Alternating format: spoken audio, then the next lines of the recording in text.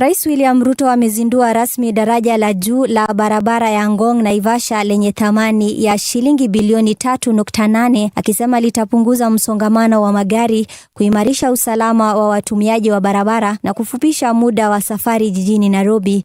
Rais pia alitangaza kuwa daraja la juu linalounganisha barabara ya Ngong litakamilika kabla ya mwezi Desemba mwaka huu, huku akiwakosoa viongozi wanaopinga serikali yake, akisema ataendelea kutekeleza miradi ya maendeleo kwa manufaa ya wananchi. The Ngong Road Naivasha Road flyover is a strategic investment in the efficiency, productivity and competitiveness of our capital city. This Kenya shillings 3.8 billion project removes one of Nairobi's most persistent traffic bottlenecks by separating traffic, improving safety for motorists, pedestrians and cyclists alike, and restoring the strong movement of people and the smooth movement of goods. Ama namna gani? Kwani nikifanya kazi 24 hours time ni yao, nguvu ni yao, akili ni yao, wawachane na mimi bwana. Wafanyabiashara katika soko la Kaplong, eneo bunge la Sotik, wanakadiria kupata hasara kubwa baada ya moto kuteketeza maduka zaidi ya 30 majira ya saa 11 alfajiri leo.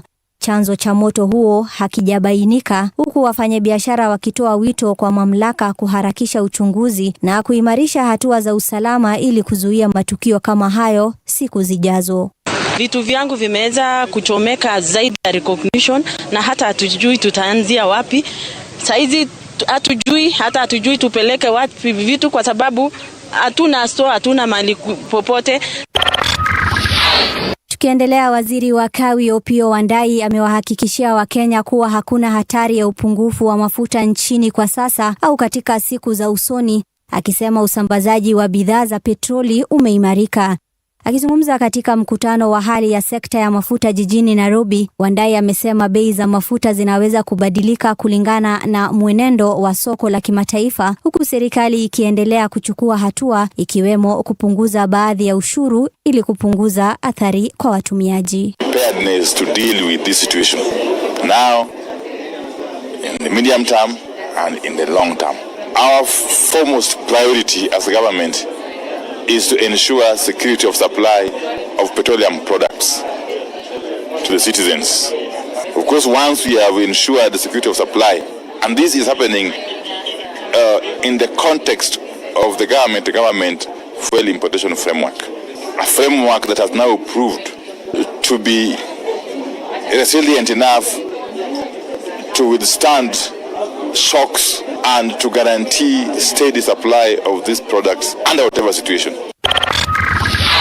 Na nikitamatisha, washukiwa wawili wanaohusishwa na mauaji ya vijana watatu huko Machakos wamefikishwa mahakamani, huku upande wa mashtaka ukiomba muda zaidi kukamilisha uchunguzi. Mahakama ilikubali ombi hilo na kuwapa wachunguzi siku 2 zaidi, huku ikiamuru washukiwa wote wafikishwe katika mahakama moja. Kesi hiyo itatajwa Julai mosi. Court has requested that the advocates do make a request for the files of the other suspects be placed before the court on 1st of July so that all the files can go together and directions will not be conflicting. Na kufikia hapo, msikilizaji, sina budi la kutamatisha taarifa zetu za saa 1 jioni. Ninakutakia usiku mwanana. Jina langu ni Dahira Ahmed. Business News on Radio Generation. Good evening, I am Dahira Ahmed. I&M Group has appointed experienced banker Abdi Mohamed as the new CEO of I&M Bank Kenya, pending approval from the Central Bank of Kenya. Abdi joins from Absa Bank Kenya, where he served as CEO and Managing Director. He brings more than 30 years of experience in banking, financial services and corporate leadership. Before heading Absa Bank Kenya, Abdi served as Managing Director and CEO of Absa Bank Tanzania, where he oversaw the transition from Barclays to Absa and led the bank's transformation strategy.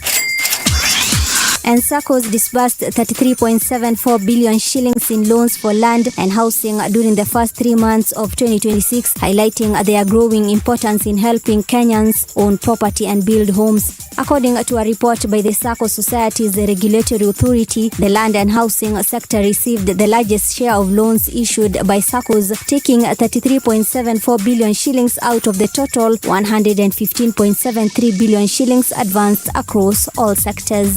The report shows that many Kenyans are increasingly turning to SACCOs for affordable financing to buy land, construct houses, and invest in property.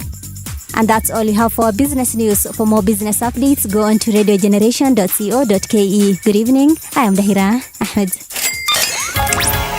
That's the business on Radio Generation. This week, power was tested in the corridors of leadership, economies shook under pressure, and the voices of ordinary citizens demanded to be heard. From breaking decisions in high office to protests in the streets, from moments of triumph to tragedies that stopped us in our tracks, these are the headlines that shaped our week. And beyond the noise, we search for what really matters, the connections, the context, the stories behind the stories. And this is your weekly news roundup on Radio Generation, where every headline has a heartbeat and every moment counts. That's absolutely true. Every moment counts, every second counts, and of course, every story indeed is a story that counts. My name is Mungala Mbuvi. A very good evening to you. It's now 11 minutes past 7 o'clock. This is the weekly roundup on Generation Report. I'm with Hanifa Adan. Hanifa, how are you doing? I'm well, Mbuvi. How are you? I am good. The traffic out there, let me tell you. It is something else. I was actually even asking the producer, what's going on? Is there something I don't know? I understand the president was somewhere along, was it Ngong Road? Was he in Ngong or something? I think niendo alifunga. Kwani bado uko huko? Nadhani, obviously, common people tunakuwa inconvenienced, eh? Way. Traffic in the CBD, that one, let's not even talk about it. On a normal day, it is usually really bad. Then on the other major roads, we're talking about Ngong Road, we're talking about Haile Selassie, we are talking about na sana iko hii side ya huku kwetu. Sijui shida iko wapi. And the cops, but they're looking so helpless. I really wonder what's so special about today, because other days inakwanga pretty good. Anyway. I guess it's because he was in Ngong. Probably, that's why. I thought it must be. Mtu anaendanga na chopa. Unarudi na chopa, unaacha wananchi wa kawaida waache kuteseka huko barabara. No, we will always remain inconvenienced. Always. But it makes me wonder, now that we have all these roads, we're talking about the bypasses, eastern, southern, na ile ingine yenye nimesahau. What is their purpose? It doesn't seem like they're helping in any way. Actually, asubuhi kulikuwa na traffic huko expressway. Oh, yes, kujua. Yeah. Kulikuwa na traffic, heavy traffic. Yeah. And it was meant to solve such problems. But ni kama imeshindikana kabisa. The amount of fuel people have wasted today, I can assure you, is a lot. After wameongeza. Wale watu wanekanga imeongezwa. Wale watu wanekanga mafuta tu ya kutoka nyumbani ifike kazini and then kazini hadi nyumbani. I don't know what they did today. Wale watu kufikanga kwa petrol station and then you say weka 200. Leo. Even watu wa Bolt, people watu wa Uber. Anyway, thank God we are here. What is so special about today? What do you remember today, Hanifa? Today? Is there anything special politically ama? Politically, I don't know. There's like a segment that we keep on forgetting. Like that time you were talking about the school fires. The other time you're talking about femicide. Yes. What have you remembered today that is of significance? Oh, by the way, that is a topic very close to my heart. Yeah. We recently marked June 25th, the second anniversary of June 25th. So I wrote an article for Sunday Nation. Yes. So I would like to just read some very few things that summarizes it. Sure. June 25th is no longer simply the anniversary of a protest. It has become a psychological scar within the Kenyan state. It is a reminder of the day ordinary citizens, largely led by young people, with no political patrons, disrupted the country's political order. So June 25th was never born inside party headquarters. It was not negotiated in coalition meetings. It belonged to to young Kenyans long before the politicians realized there was political capital to harvest from it. So I'm concluding by saying this again, and it is what transpired during the anniversary. So those who once defended state violence cannot now present themselves as custodians of the resistance without confronting their own role in creating the very crisis they now condemn. And that is specifically meant, I'm sorry to say this, for Gachagua, the former deputy president. I saw that before the protest happened, he came out and said, anaambia watu mkae nyumbani. Watoto wangu. You're talking about the last week? Yes, just before the anniversary. He came out and said that, watoto wangu mkae nyumbani. Don't go out. You see, msifanye hii na hii. And I'm wondering, since when, you know, do the political class have any say as far as June 25th is concerned, or any whatever has been happening for the past 2 years? You have no say whatsoever. And I'm saying, as one of the young people who actually, you know, has been active since the past 2 years. No one can come out and claim they have, you know, this power to decide how the protests go, or rather anything concerning the young people. And then after the protest, he came out again and, you know, anatushukuru. He's thanking people for not coming to the streets, which has nothing whatsoever to do with him.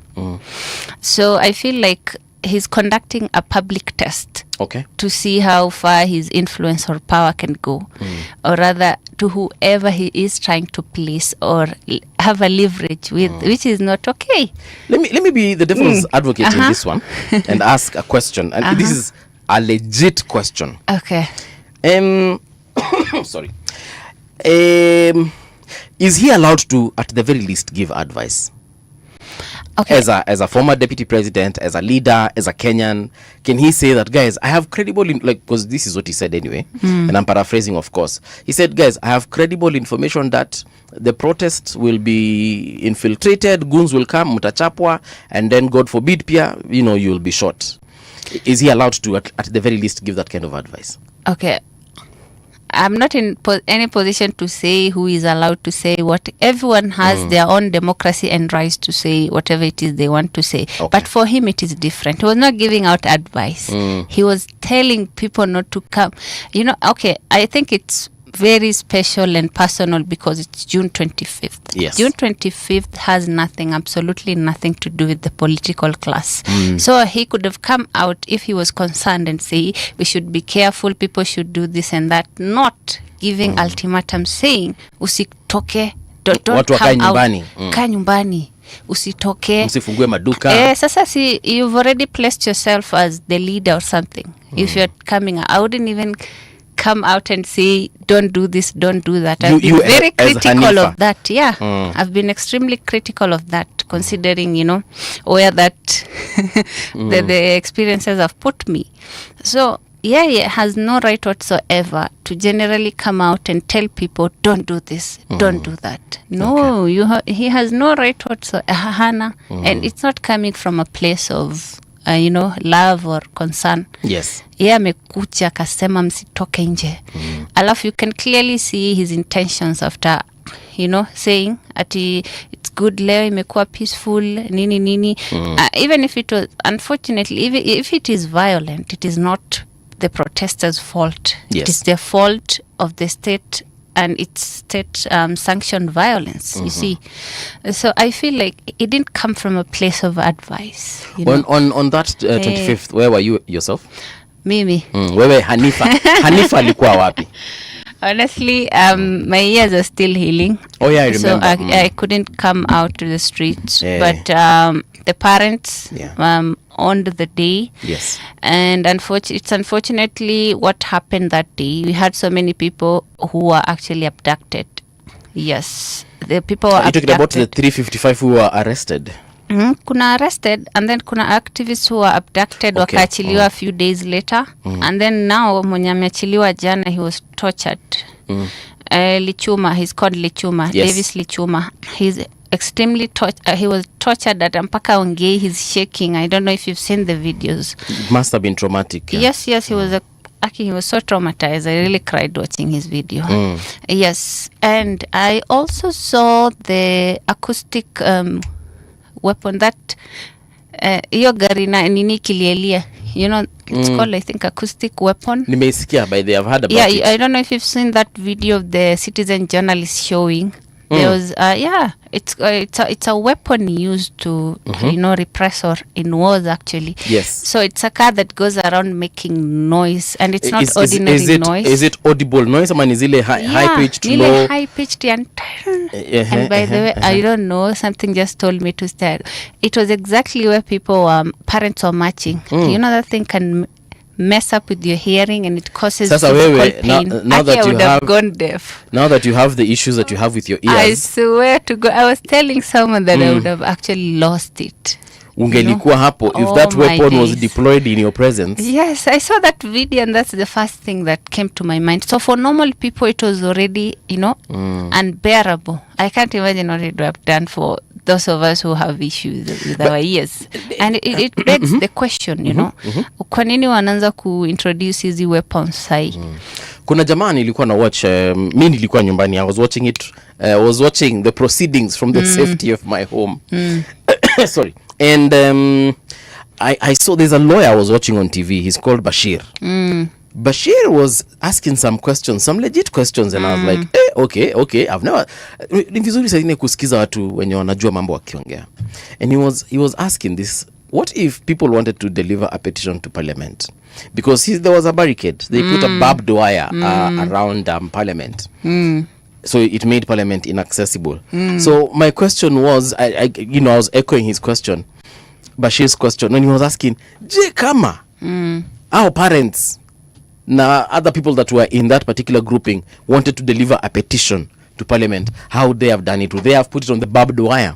Because everything else was put on that barbed wire, from the flowers to the flag to what are they scared of? Messages of condolence. What walifungilia tu vitu kwa barbed wire na wakaenda. But I think at the end of the day, they made their statement. But we need to reconsider how we are dealing with maandamano. Yes. We honestly need to consider how. And something has to be done. I don't know what will be done, but something has to be done. People have got the right to picket. People have got the right to do whatever it is that they want to do. They have got the right to make noise, even in your own house. Hanifa, you have the right to even shout if you wanted. Of course. If you're expressing something to your partner or your family, or so if you cannot do that, if you cannot do that rather in the streets of Nairobi, when without being murdered, abducted or arrested. Na nasikianga watu wakiongea juu article 37 this 37 that, which is the one that allows us to do all that. But anyway, that is part of what happened over the week, and our guest in studio has arrived, and we obviously have questions for him. If you've been following us on social media, you already know who he is. Lakini, for the sake of this particular conversation, allow me to reintroduce him. It is Senator Omtatah. Senator, a very good evening to you and welcome back to Radio Generation. Good evening. Nice to see you again. Yes. Well, you just found us talking about this issue of the protests, or rather the march that happened on the 25th of June. Parents that went to, and many other Kenyans, of course, that went to remember the people who were killed during the 2024 protests. I don't know, were you there? Did you see anything? No, I was in court. Somehow I had two major court cases. Yes. In the morning, I had a case against, they call it Health Cooperation Framework between Kenya and the US, where the US is giving us some little money and then they're getting access to health data and things like those and what have you. So I was in court fighting that. All right. I had a hearing and it ran for 3 days. Then in the afternoon, we had the odious death case. Yes. So my 25th was sort of locked out. Taken care of by that. Yeah, but we are many. So it's good that some of us were in court, some of us were on the streets. So the struggle is the same. True. Yeah, we just have to take up the arenas that are available and be able to be effective. True. Yeah. True. On the issue of odious debt, now that you've mentioned it, tell us a little bit about how far the case has gone. We know it's something that is in court already. The case has not gone far. The case. Yeah. Okay. To add on his question, I believe there is a ruling, the recent ruling about your petition, and how the IMF has been granted the immunity. Yeah. So this ruling is a victory, right? Yeah, it's a good ruling to begin with, because I had sued the IMF, and I was not aware that there had been a decision in the Supreme Court, which had been very poorly argued by whoever had argued it, because you know, like when you go to the Constitution, you have got two sections within which you can move the court on the constitutional matters. Article 22 allows you to move on Bill of Rights. Okay. Article 258 allows you to move against the Constitution as a whole. Now, in this particular case, somebody had been fired from things Health Africa and whatever, which has got a similar treaty with Kenya. Okay. Then the lady had gone to court, and she's a lady. She had gone to court and they challenged the decision. So the matter went up to the Supreme Court, and the Supreme Court said that her rights could be limited. But then, Article 24, what is people do not get is that Article 24 only limits the Bill of Rights. It limits the Bill of Rights. The enjoyment of rights, which is a small part of the Constitution. There's outside the Bill of Rights, there's nothing that limits the Constitution. Okay. The provisions of the Constitution are absolute. So to say that the High Court, under Article 165, for example, the High Court has the power to determine whether any law, action, or omission is constitutional or not, cannot be removed, cannot be limited. So the Supreme Court did not go far enough. It simply looked at the 24 and said, okay, you are complaining your rights to be heard have been limited, therefore we allow it. But it did not look at the other side whereby the immunity of this organization saying it cannot be tried in Kenya overthrew the Constitution. You know what I mean? Yes. It removed the power of the court to supervise what is happening in Kenya. It was just a question of somebody's rights being limited. It was a question of the constitutional architecture itself being violated. And so I think the court gave us a chance to argue our case well. Because if you look at the ruling, it says we need a separate petition. Okay. To take on the issue of the immunity of the IMF. Because treaties become part of the law that are ratified by Kenya, are part of the law, and the word is under the Constitution. They are not part of the Constitution. Okay. So what is happening right now is that the World Bank Treaty is behaving like an equal to the Constitution and expanding the Constitution to say that it can create an enclave within which Kenyan law does not apply. How so? That's what is happening. That's the reality of the case. So whatever it does, it cannot be touched. And in order to make matters worse, the IMF in the same law can sue you, a Kenyan, in a Kenyan court. Using Kenyan laws. Yes. But you cannot sue it in a Kenyan court using Kenyan laws. Yeah. That's how the whole thing is. Is that what they usually call a lacuna? No. This is a violation of the Constitution. Okay. This is a total violation of the Constitution that we need to cure. And so I'm finalizing the case to go now in a proper, to really tackle that particular issue. Yes. Because the court said, the ruling of the court is basically that the issue of the odious debts, we can handle it with these people who are in office. The important thing the court said was that because there are people who had wanted to be removed. You know, in the case we have sued the former President Uhuru Kenyatta and these officials and what have you. Because so they applied, they applied to be removed. They said they acted in good faith. Yes. The court said that Article 226 clause 5 is very particular. It apportions personal liability in the way you behave in office. Okay. So you must come and demonstrate that it was goodwill. You cannot just say remove us, we acted in goodwill. No. So even after they have left office, they can still... Yes, that's what the law says. Even if you are dead, your estate can still be pursued. Okay. So they attempted to be removed from the case. The court said no. You cannot be removed. You are in office. Okay. and you must come and tell us what happened.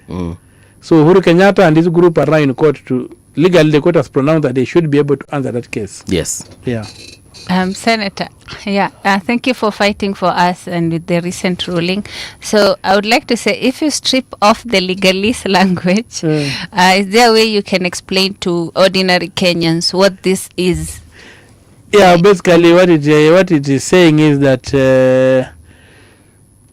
people like Uhuru Kenyatta, people like Gideon Muigai, who was the Attorney General, yes, people like Edward Ouko, people like who was that in office again, Margaret Odhiambo, people like Ithuge, people like Professor Ndungu, all these people were in charge when Kenya lost that about money. 7 trillion shillings.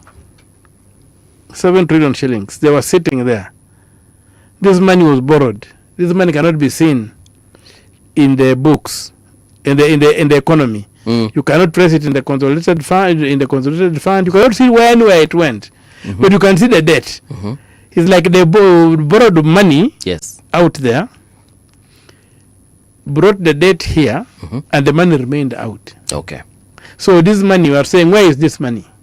So the court has now said, Uhuru Kenyatta, you are in office, you are the president, you cannot say you cannot be touched.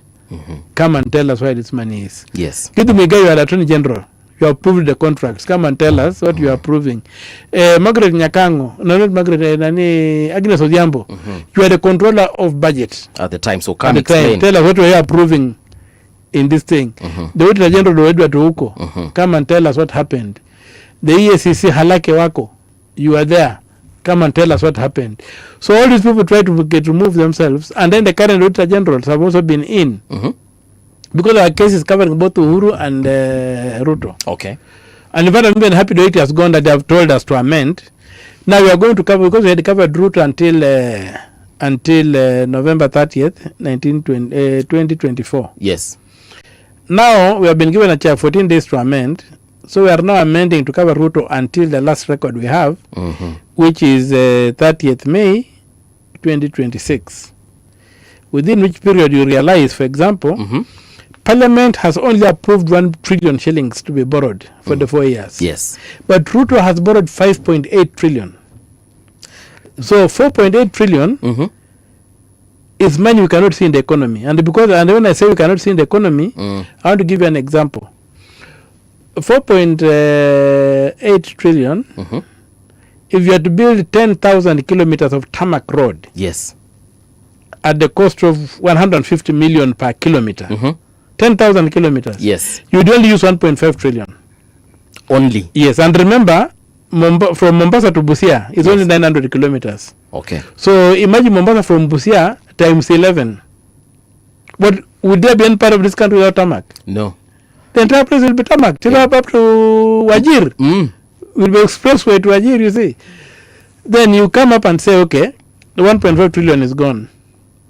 Let us build an airport as big as the one in Addis Ababa, the current cost, 500 billion. Only? Only. That will make 2 trillion. So we still have 2.8 trillion remaining. Yes. Then you say, let us build a level 6 hospital in each county. Yes. Each of the 47 counties. In all 47 counties, put a level 6 hospital. 10 billion shillings. That will only be 470 billion. Yes. Then we say, let us go and build, we have got a major problem with water. Let us build proper dams, 30 billion dams, 30 billion, each dam worth 30 billion, but in 47 counties, each county to have a dam that's 30 billion worth. When you multiply that, you find there's about 900 and something billion. Okay. Then you say, let us go ahead and build 615,000 classrooms at 1.5 million shillings. After you've done all that, you'll have a balance of 4 billion shillings. So if that kind of thing happened in Kenya in the last 4 years, 4 years, we would be seeing it. Kenya would be in a totally different world. That's why I'm saying this money did not come here. Not only is it that it's not in the books, but when you look at the books and the only place you see it, you don't see it in the budget the way the law requires. You see it in the expenditure of the treasury. That's why I was able to pick it. There's a document called which is published every month by the Treasury. It's called a Statement of Actual Revenue and Net Expenditure Issues. It tells you everything that is happening. So when you look at that statement, you hold it against the data from the Parliament, which is the Appropriation Act. Yes. The budget. You hold it against the statement of debt from the Treasury. Hold it against the statement on debt that is released by the central bank. Then you see the corruption. It just screams at you. So I'm saying that the 4.8 trillion shillings that Ruto purports, that Ruto borrowed, which is now a debt we have to borrow to pay, is not in this economy. I have a question, Senator. Yes. I know before you go there. Yes. Uhuru, we are asking from him, we are asking 4.6 trillion, which is equally huge. Yes. Over 8 years, it's 4.6. Ruto, over 4 years, 4.8. So 200 billion more than what Uhuru borrowed over 80. So the trend is really dangerous and it's accelerating. So very soon, and when you look at our repayment, we are repaying out of the about 100 shillings we make, about 85 is going to debt. So in terms of Kenya revenue collections. Yes. But the more painful part is not even that. We are deceiving ourselves. And this is what, again, the National Assembly did, a very stupid thing. They came up and said that there's something called a debt ceiling that is tied to GDP. Okay. In the Constitution, the debt is supposed to be in the budget, not as a percentage of the GDP. Yeah. GDP is a measure that you cannot use to pay debt. You pay debt from taxes. And to make matters worse, you really pay debt not from taxes, from your exports, because the debt is in hard currency. Yes. It's your capacity to earn hard currency that will give you the capacity to pay. If you are trading between Busia, Moyale, Kakamega, selling camels, goats, and maize and butter inside here, that does not generate the capacity to pay that debt. Okay. Is the tourists that will come in, is the exports we make, is whatever that will be, and the remittances from the diaspora that give us the capacity to pay debt. And that's one thing that never comes out. That debt in hard currency is only payable in hard currency, and hard currency is not earned through general GDP. Hard currency is earned in a very special way. So when you factor that in, you find that Kenya is in a position where we cannot pay our debt. Now, my question. Yeah. This money that you're telling us that we borrowed in the last 4 years of the Kenya Kwanza government. Yeah. Because from my understanding is that debt has got to be approved. We just don't wake up one day and we decide we need to borrow 1 trillion, for example. Is that how it happens, or maybe I'm misunderstanding? No, it is supposed to be like that. Yes. But that's not how it's happening. And an example is the Nyota Fund. The 20 billion that Ruto was given just the other day that to do, I don't know, to empower the youth. Yes. I understand it was a grant. No, it's a loan from the World Bank, directly to the president. Okay. Now, what you have to realize is that the Western powers use debt to sustain colonization. They'll trap you with debt. They'll come and trap you with debt. Just like somebody coming to you and telling you, I'll give you money to come and buy from my supermarket. Okay. Then you'll pay me back. So you have bought their goods. That explains the IMF immunity. Yes. Now the IMF immunity is in such that if you look at those articles, beyond the immunity, you look at the way the arrangement is that they give the power to the minister to borrow directly from them. And then under Uhuru, yes, we also messed up. We created a loophole for that kind of borrowing, whereby when you look at section 49 of the Public Finance Management Act, it allows the minister to borrow against what they call the budget policy statement. Now, budget policy statement is usually a proposal that the government makes to parliament and says, okay, we intend to do this and this and this. Will you allow us? Then parliament comes and says, no, we shall not allow this, shall not allow this, shall not allow that. So you bring your draft budget, then Parliament now passes the budget. Now what they do is that they propose outrageous figures in the policy, budget policy statement. Yes. And they claim because I proposed those figures, they are now legitimate. So those are the figures they used to borrow. They don't follow the budget that is required by the Constitution. Aye. What? On the other issue of this money never coming into the country. Yeah. So they borrow it and then they take it where? Because, again, this morning I think one of our guests told us that there are some accounts that Kenya, the Kenyan government, is operating outside the country. Number one, is that true? And where exactly are they being operated? Are they being operated in America, in the UK? Are they in Finland? Where are they? Now, if you go to the Public Finance Management Act, Section 50, subsection 7, B, C, and D. Okay. You'll get what that mess is. They allow the minister to operate accounts offshore, which is a contradiction of Article 206 of the Constitution, which says all money borrowed must come here.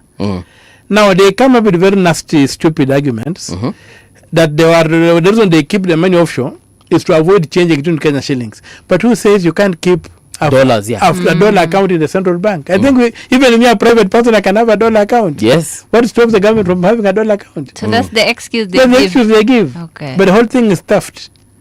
That has been a loophole through which we were stolen. The Eurobond Money, was yes. stolen that. And that amendment was done in 2014 through the finance bill of 2014.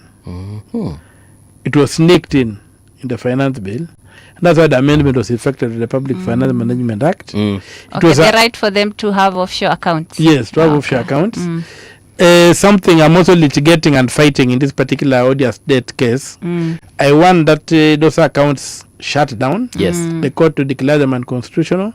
Any money there to be brought back if there is at all. And also to quash the decision that the minister can use the budget policy statement to borrow. Those are the kind of things I'm going after.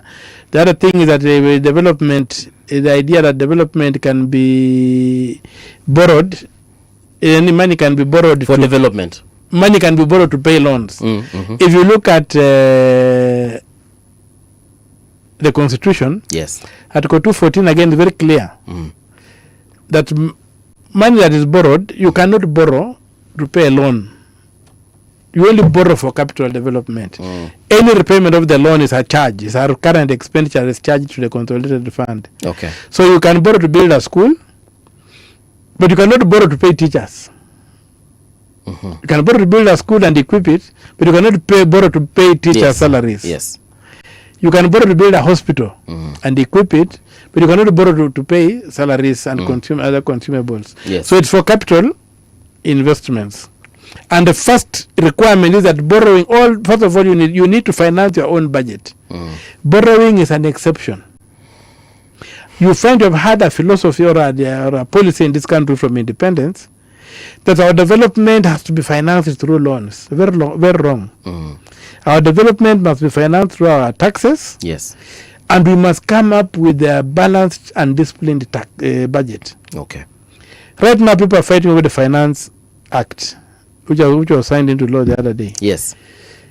That act is supposed to raise 98.6 billion shillings if implemented 100%. Because the Finance Act, what it does, it amends the tax laws. It increases tax here, it lowers tax here and whatever, with an aim of realizing a certain amount. So the current one, the last Finance Act was to realize 30 billion shillings. Yes. The current one is 98.6 billion. So triple the previous one. Yeah, but the catch is this. Well, the previous one was looking for to raise 30 billion shillings. Yes. I calculated 116 billion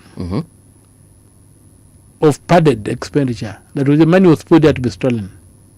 What do you mean padded? Well, in 2020... The last 2025, 2026. Okay. What I mean by padded is that you find that, you know what you do, that's what you call the program-based budgeting. Yes. PBB.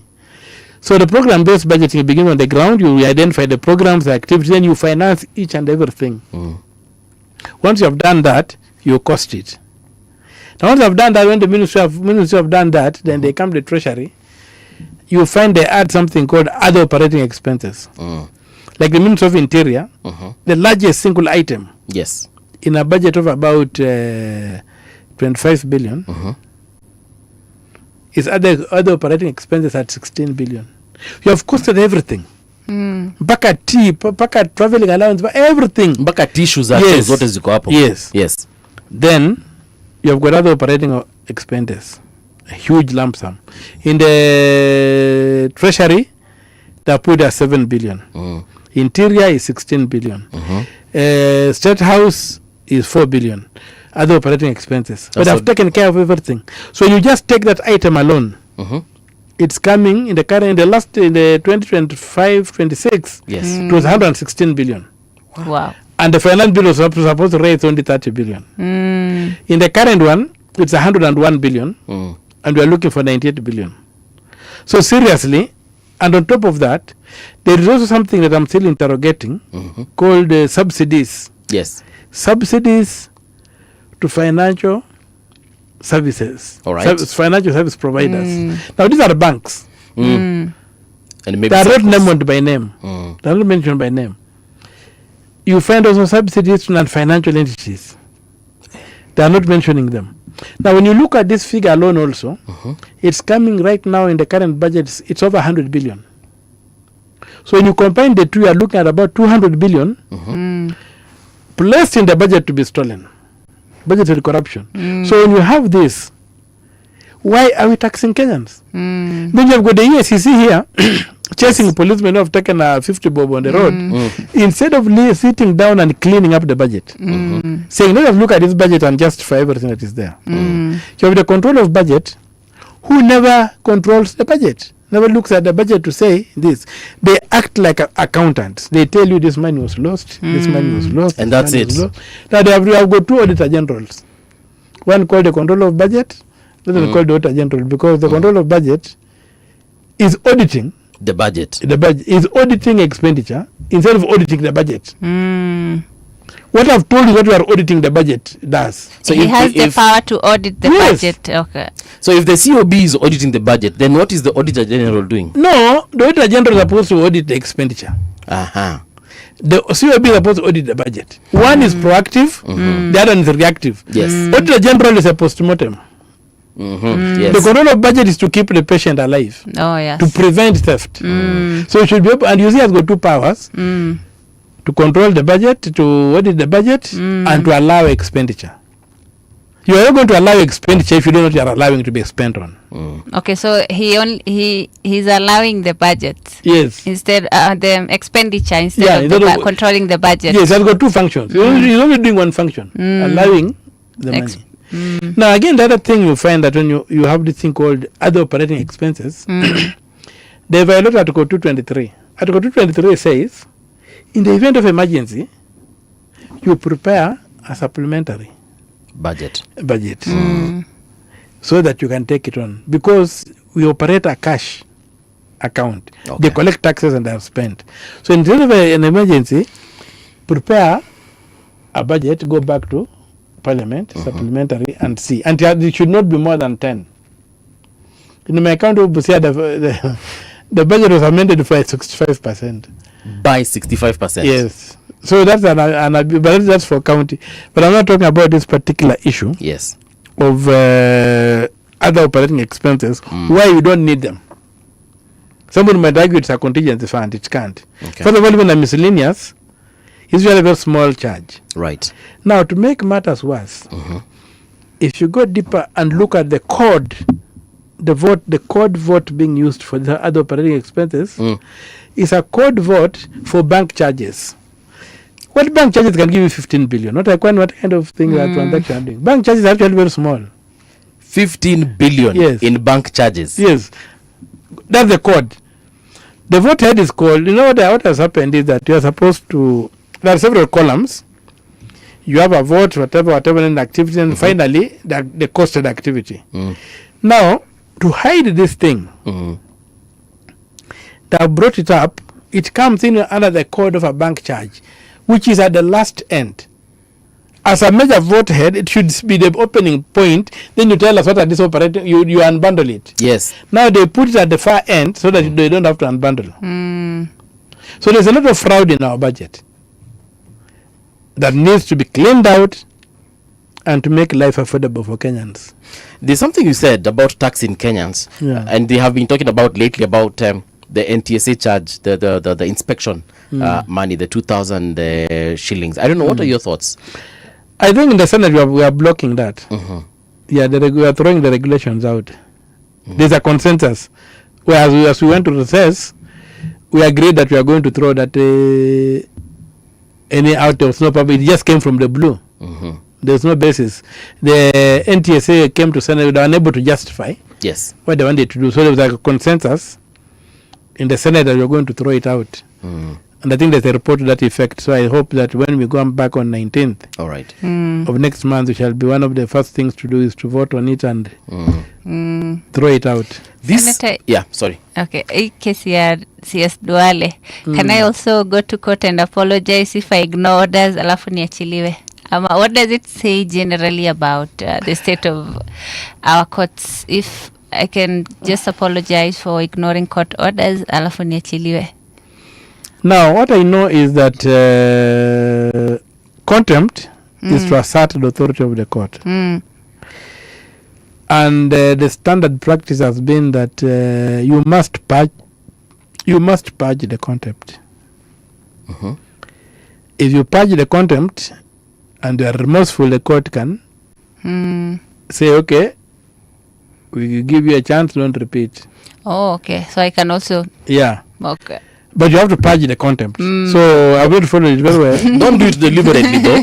No, not deliberately. You have to show that you have obeyed the court. Yeah. Then at the time of punishing, usually the court orders you to come and show cause why you should not be punished. So when you come there and your reasons are flimsy, then you get punished. If you have concrete reasons and you have purged the contempt, you will be excused. So I don't know that Duale stopped building that would be the purging. The contempt was, the order was stop. Yes. He said we shall not stop. And said they will proceed. So they came back and said they have stopped. We apologize, we are sorry, we are not doing it. I don't know. I don't have the particulars, but there's room for that kind of intervention before the court. Right. Yeah. There is that forest in Imenti where there has been again a lot of conversations around why they have to build an airport in that specific area. Leaders from that particular county actually saying there are other places where this particular airport can be built. It does not have to be here. And they also understand there is a state lodge that is also being constructed there. First of all, the contradiction of a state lodge and an airport, the security risk of an airport in a state lodge doesn't just work. There must be something, maybe there are minerals under that thing that fellows are out to grab. I don't think what you are telling us is the whole story, because you would want an airstrip as far as possible away from State House. Okay. What can happen if a terrorist took a plane and flew it into State House and the president is there? You see? So to me, it doesn't make sense to begin with. Secondly, it's a 100-acre forest, fairly small space. I'm sure Meru can cough up a lot of land more than that. So I have not seen why they are dying to have it there. But Ruto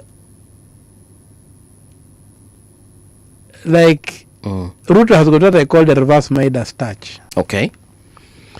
And the Midas story, where he touched and it became gold. Yes, I remember the story. Root, whatever he touches becomes rubbish. Oh, that is the reverse. Okay. Now also too. I was actually waiting to see where this story goes. Yeah, it was very interesting and the catch was worth it. Okay, interesting perception. So with that, but you see, reality is an interesting thing. How so? You have to know what you are dealing with. You see, like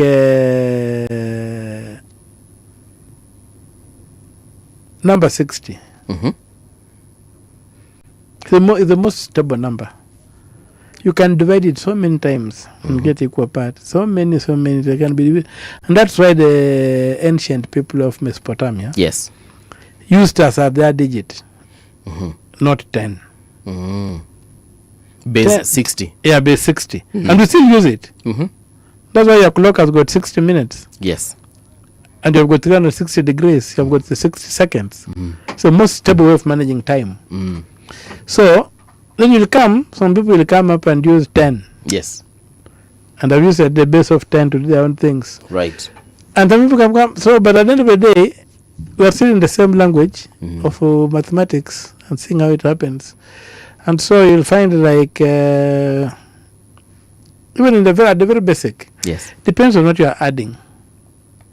You cannot say 1 + 1 always adds to 2.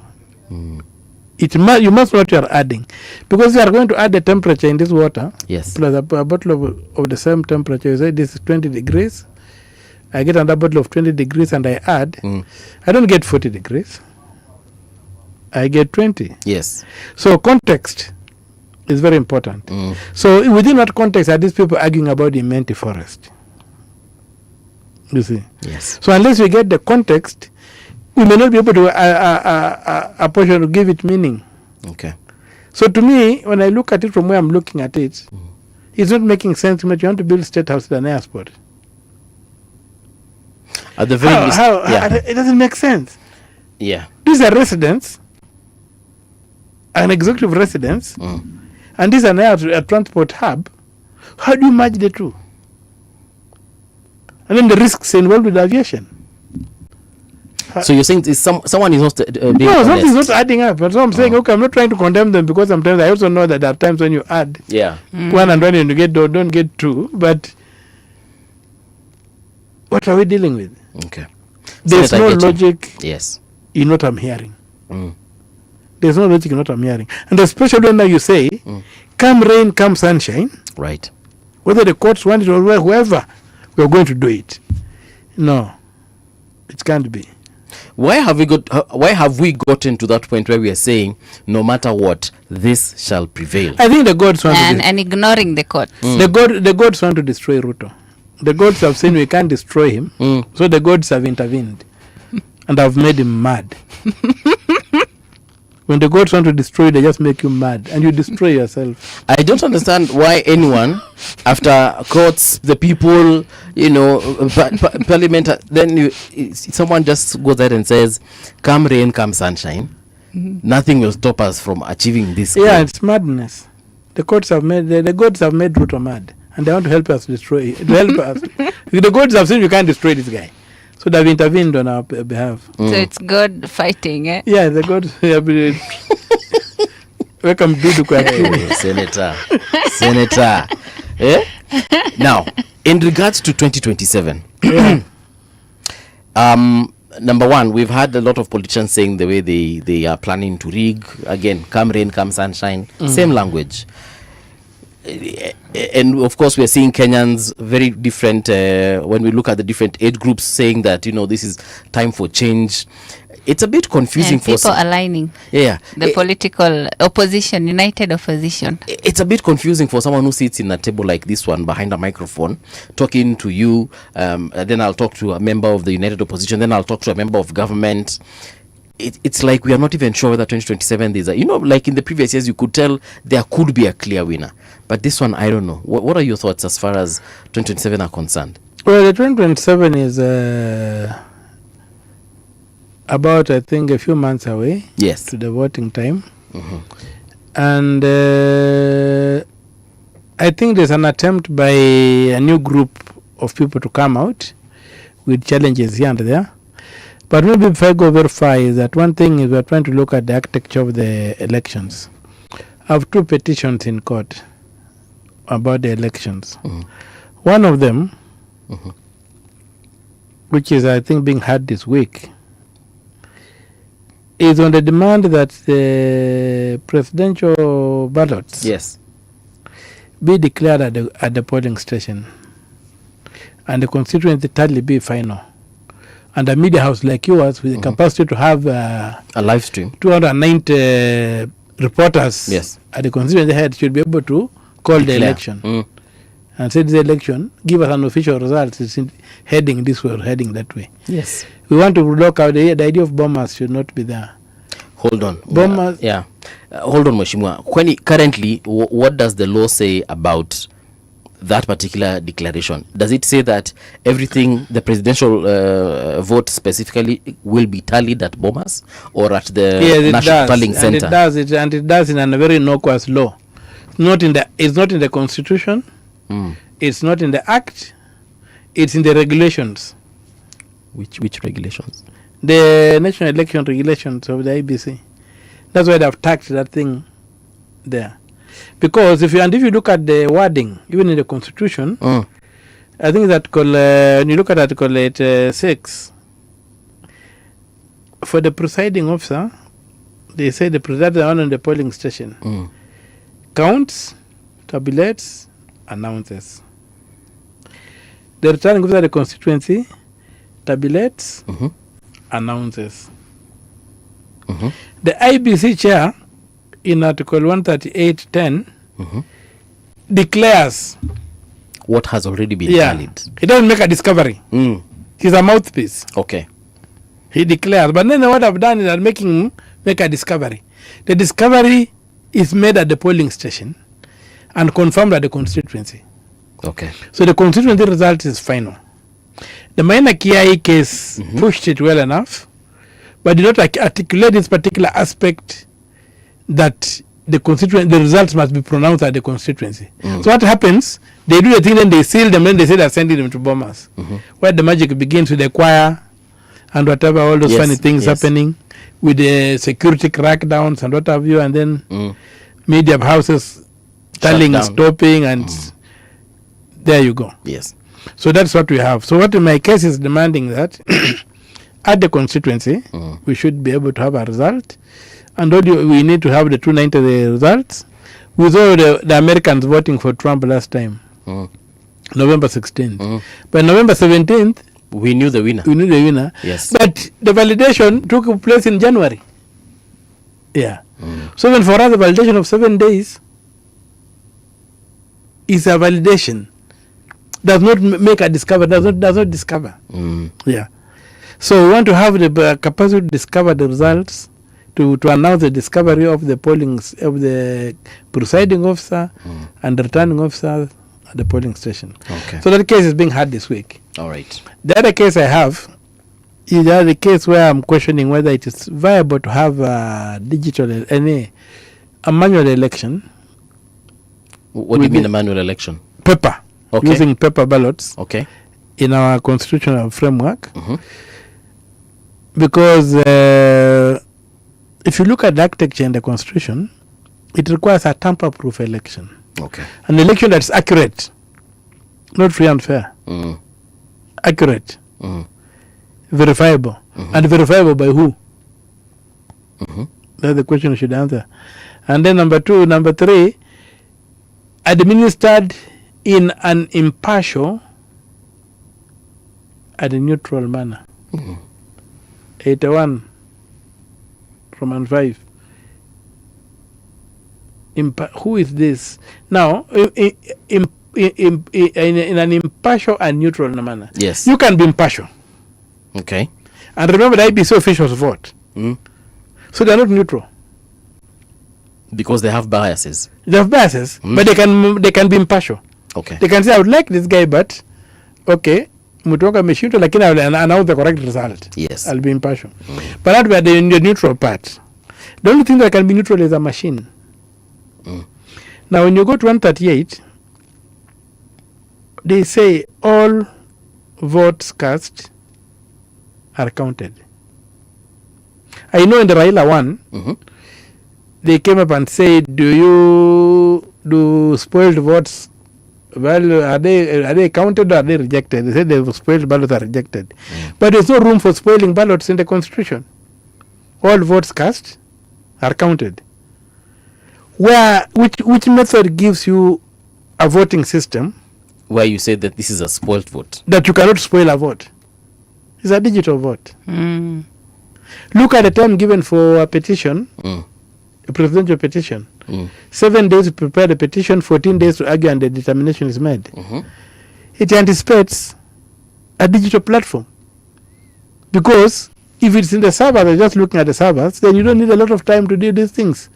In fact, in Brazil, they hardly go to the judiciary. They finish these things administratively. Yeah. Where the issues have come from.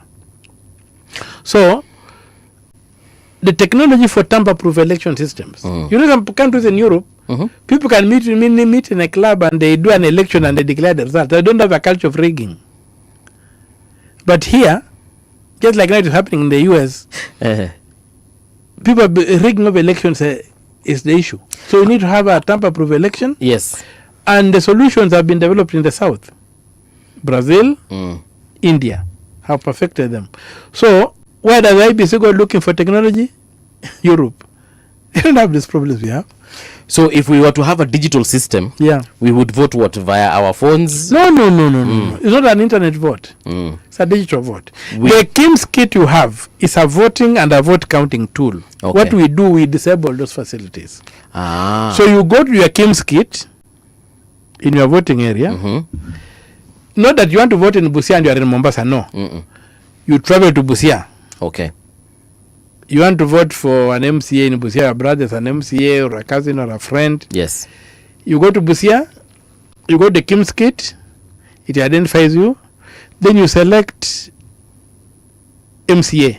The candidates come, their pictures, you press a finger, you press your person. Okay. It goes. You go to the next election. MP, member of National Assembly. I select. You select. Women rep, you select. Senator, you select.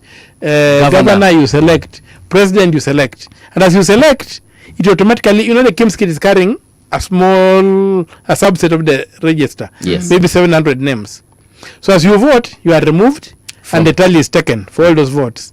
So at the end of the voting, the results are already there. They're simply displayed. It's fast and efficient. Yeah, fast and efficient. There's no counting. There's nothing. The machine does everything. And if you want to verify, the machine can give you a serial code where you can go on the website of the IBC letter and check and see that the candidates you voted for are also received your ballot. Also, I get a serial. Yeah. Something similar to maybe my ID. Yes. Then I go and I key It's a computer generation password. So you go to the website, you key it in. I confirm. Sure, I voted Omtatah. Yeah. Okay, that makes to sense. maintain the secret ballot and you can still verify. Na sasa ni nini tunangoja? Watu wamekataa sababu wanataka kuiba kura. Because that we can be Yeah, done it in a looks day. And it cannot be hacked because these systems are offline. They've downloaded the register and the KIMS kit. That is the way the KIMS kit is. Now what we are doing is we are using the KIMS kit as a mouse on a Computer. On an idle computer which you touch, then it activates the screen. So if they get to do this, then we identify, then we again go back to ballots. So, and then you do ballots, you get spoiled ballots, you get whatever. They can't be accurate. And the level of accuracy we are dealing with is a situation whereby one vote out of 19 million votes can determine an election. Because it's 50% plus one. Is military precision of the things, the kind of things you are seeing in Iraq. Yes. A bullet hitting a bullet, a missile hitting a missile. Yes. That kind of precision cannot be achieved manually. That one is digital. And the backup has to be digital. Now, you find another problem is again our judiciary. If you read the Raila one, they fell for the lie that technology does not work, and therefore you need to back up with the paper. Can you imagine Safaricom backing up M-Pesa with the paper? Where? You back up technology with another system. Technologically, Databases back up each other. Yes. You don't go back manual. Another thing, that technology does not fail. That's why I differ with the Supreme Court finding in the Raila thing. Technology does not fail. The laws that run the universe are the same laws that run technology. They can't fail. What happens, technology can be compromised. Very true. Where it encounters ignorance, you don't know what to do. Negligence, ignorance or incompetence. It means incompetence, you know what to do. Negligent, you know what to do, but you are not doing your work. Yes. Or sabotage. Those three. The three that compromise technology and anything else on earth can be compromised by those three. So what you need to look out is for those three things. Not to say that technology does not work. You go and put your key in your car and try to crank. Doesn't come up in the morning and say, you cannot start a car with a key. It doesn't work. No. because you have not maintained your car. Maybe your battery terminals are loose. Yes. Or your battery is dead. Or dead. Or you don't know how to start a car. Or somebody amemwaga chumvi kwa engine. Mtu ametampa nayo kitu. Ameenda kakata waya mahali fulani. So those 3 issues, the court failed to identify that the problem was the 3 things that were to be looked at, not to condemn technology. And I agree with you, Senator, because if we are being honest, if we look at the telcos, and now that Mahesh has mentioned even Safaricom, the way you operate your SIM card, and you've operated it for years, and that thing is tamper-proof to date, you're confident working with your phone, with money in your phone, and no one is stealing it from you. Why are we not doing it? At a state level. It's just mischief. So one of the cases I have is to try and force that you have to go out and do a digital election. It's not an internet vote. It's in court. It's an old case. It's a very old case. Do a digital election. It's a 2013 case. In the Kanyagwa, but I'm still pushing it. This time at least just got a bench. A bench, judges died. Others were given, others were promoted, and then now we have a bench. Yes. And we are proceeding. So those are the issues about the elections. Yes. And I'm telling you, in this country, we have had a focus. Yes, the human rights was okay. But I blame civil society. Why? We never realized that human rights in a polity are also derivative. To enjoy the enjoyment of rights. The rights are granted by nature. Yes. But the enjoying of those rights sometimes are derivatives of other things. If you don't care, you don't concentrate on how power is acquired and maintained, you're unlikely to get your rights protected. If you don't concentrate on controlling public money, so that public money is not played around with people, your rights will be protected. Because for me, one of the worst forms of violation of rights is poverty. True. Poverty is a horrible thing. Yes. Very true. It cleans out all these rights. So we need to fight poverty. We need to engage and see that the state is working towards improving the livelihoods of people. When you now get that 85 shillings out of every 100 shillings collected in taxes is going to pay debts, and those debts are fictitious. Yes. And they are fictitious because the debts that have been approved under the Ruto and Uhuru regimes are about 3 trillion. We have paid about 6 trillion. We have overpaid those debts by more than 3 trillion. We should have plus their costs. But we are still owing about 13 trillion. How? That math doesn't make sense. Doesn't make sense. So we need somebody to come and give us the context. Just like somebody tells you, when you are using the base of 60, you count up to 60 and you begin 1. You don't go to 100 or 10 and begin 1.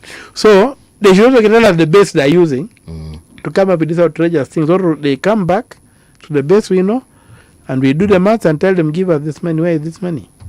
Mahesh, I have a question in regards to what will happen, because, and I think at the end of the day, where the most change can be effected is at Parliament, and to be specific, National Assembly.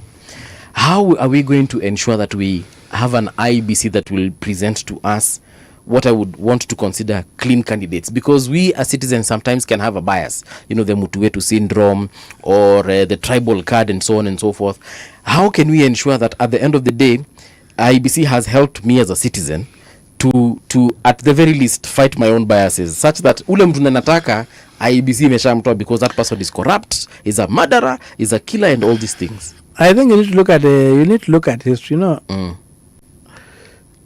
current IBC cannot. It's a product of a flawed system. Though that is their work. It cannot. Conceptually, scientifically, nothing comes out of nothing. Mathematics comes out of mathematics.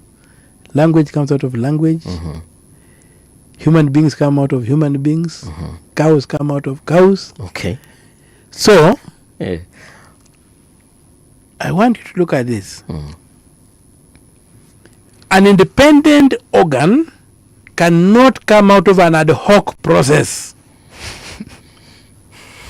I should write that down.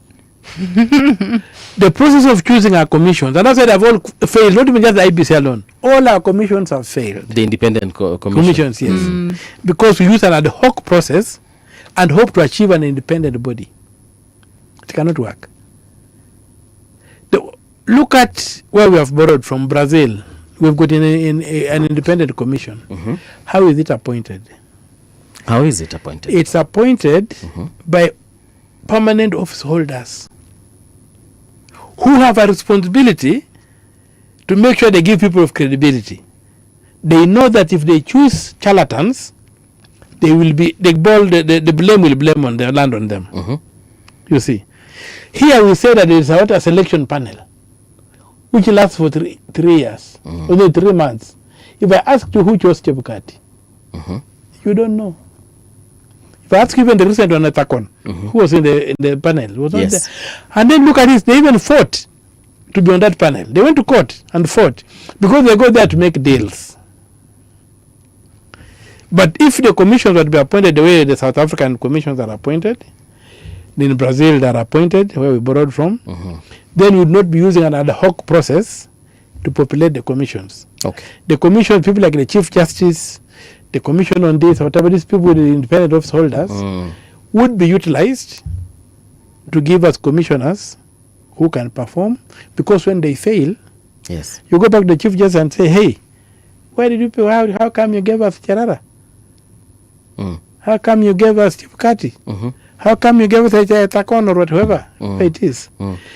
But now, right now, we are using an ad hoc process, a temporary process to produce a permanent product. Won't work. And an independent organ. And then this organ has got very funny characters. Religious leaders, civil society. Who are these people? Now, go back to the old democracies. I thought they make up the Kenyan society. No. That's a mistake we make. Okay. Go back to the old societies. Go to the US, where we borrowed our presidential system from. Who are the electors? They are chosen by the politician, the political parties. The Republicans and the Democrats bring the electors. Every tag has a dog in the fight. You see. UK is the same. Look across the democracies. Electors are chosen by the political players. So that the crooks checkmate each other. And we happened in this country once. The IPPG. The commissioner gave us the referendum of 2005. It was an IPPG negotiated. The one that got rid of Moi, first of all. Was negotiated. With 23 commissioners. Political parties had brought their people there. So every day Raila was being told, okay, tulikuwa uko nafanyika namna hii, usifanye hivyo. The other one is namna hii. Then at the end of the crooks check each other. Not that they're because they're good. No. They have interests in the seats. And that's how political parties operate. That's how electors work. Then that one neutralizes. And when we had the IPPG, we were able to have a very clean election in 2002 that got Kibaki into power. After that, we had the 2005 referendum. Then Kibaki dismantled it. Then they went for this funny arrangement. And you have never had a sober clean election ever like that. Because people come in are people with vested interest. The religious leaders, what is it are the religious leaders looking for? Civil society, what seat are you looking for? LSK. What parliamentary seat are you looking for? What MCA do you want to occupy? You have no interest in that fight. Get out. So let either the institutions, people holding permanent institutional jobs, populate give us the electors, or the political players. Give us the electors. Senator, thank you so much. We unfortunately have come to the end of this conversation. But tafadhali, ukimalizana na hii kwanza hii kesi ya odious debt hiyo, tunaifuatilia vizuri sana. Like I learn more each day about odious debt and so many things. I wrote about odious debt the first time in 2008. I saw the article. And I was talking to myself. But now you are talking to Kenyans. Yeah, now Kenyans are beginning to see. It's amazing. Asante sana for fighting for us. Folks, are fighters. Folks, don't go too far. We're taking a very brief break. Then when we return, we're hosting Honorable Karen Nyamu. She's a nominated senator, and she's also the vice chair of the Lands, Environment and Natural Resources Committee at the Senate. So here we go. See you Mbali.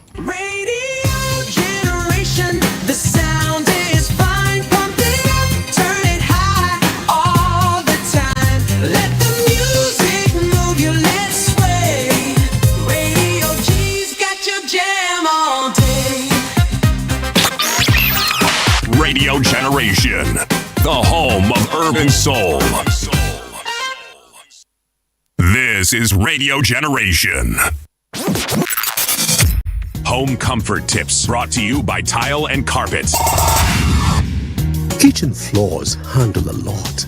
From splashes to spills, foot traffic and everyday movement. Choose tiles and flooring that are easy to clean, comfortable underfoot, and super steady to avoid slips and falls. Home comfort tips brought to you by the Tile and Carpet Big Annual Sale. Hashtag bring it home. This is Radio Generation.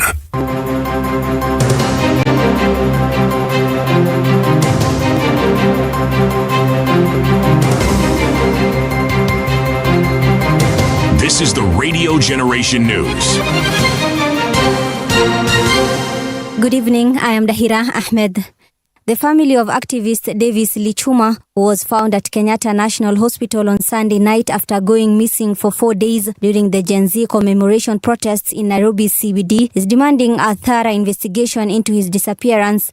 Lichuma, who is currently receiving treatment at Nairobi Women's Hospital, was reportedly abandoned near Kenyatta National Hospital by unknown individuals before being rescued by boda riders and taken to hospital.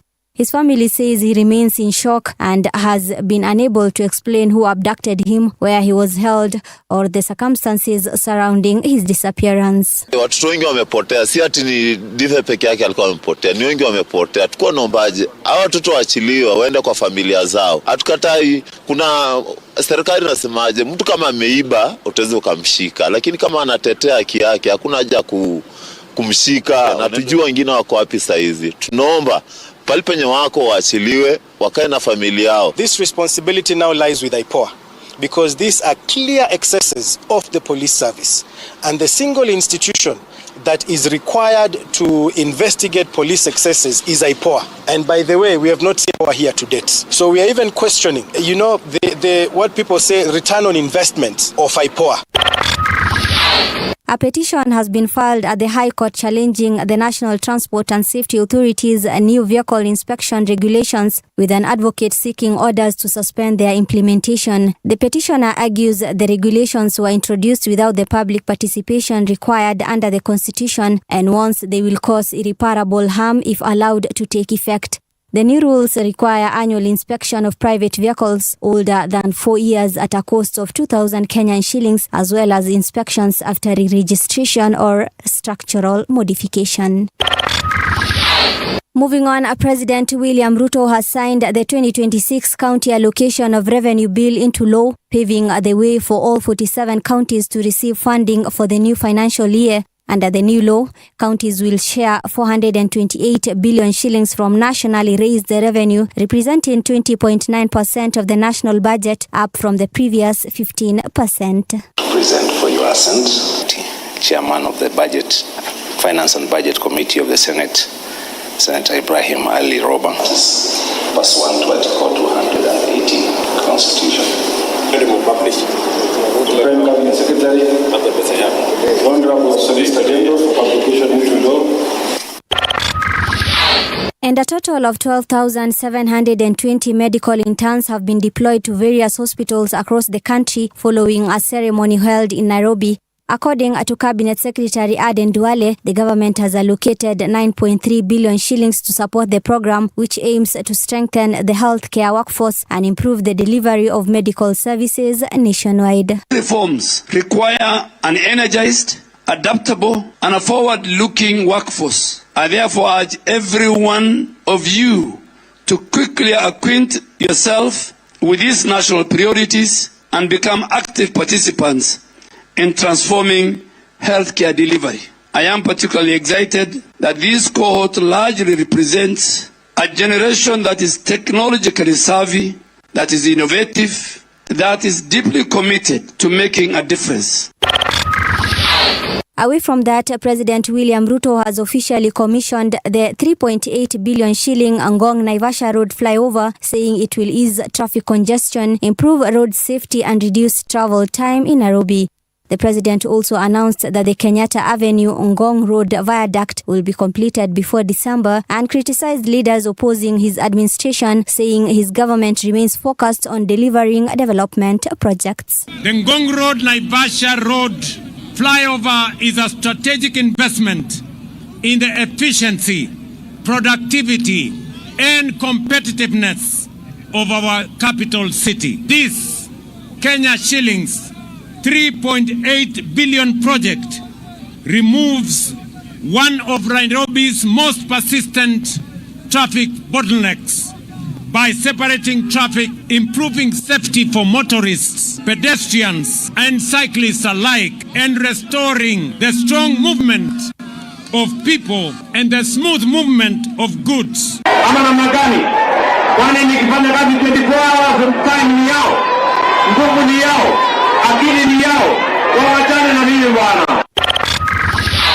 Traders at Kaplong Market in Soti constituency are counting heavy losses after a fire destroyed more than 30 shops in the early hours of the morning. The cause of the fire remains unknown, with traders urging authorities to speed up investigations and strengthen safety measures to prevent similar incidents. Vitu vyangu vimeweza kuchomeka zaidi ya recognition na hata hatujui tutaanzia wapi.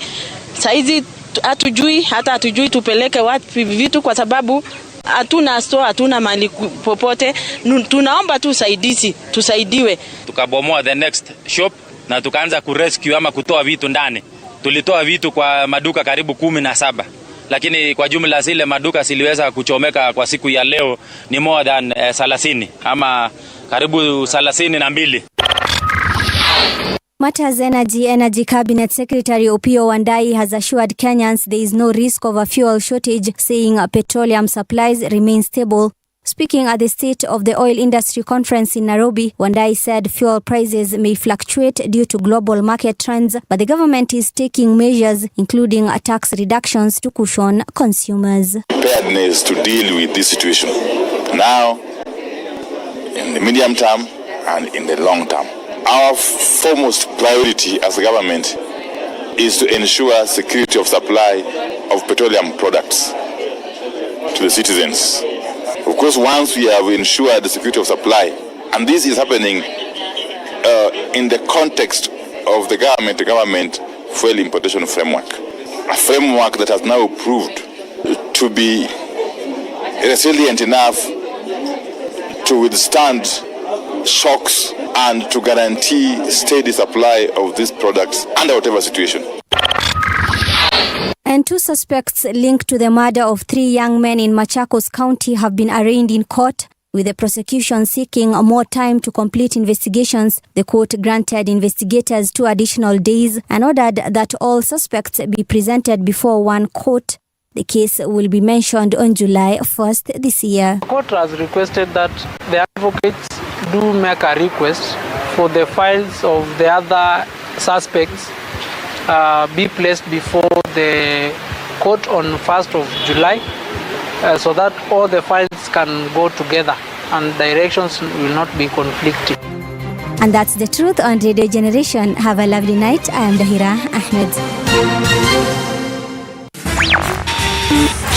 This week, power was tested in the corridors of leadership, economies shook under pressure, and the voices of ordinary citizens demanded to be heard. From breaking decisions in high office to protests in the streets, from moments of triumph to tragedies that stopped us in our tracks, these are the headlines that shaped our week. And beyond the noise, we search for what really matters: the connections, the context, the stories behind the stories. And this is your weekly news roundup on Radio Generation, where every headline has a heartbeat and every moment counts. Yes, indeed, it is now 28 minutes past 8 o'clock. How are you doing? This is Generation Report on Radio Generation.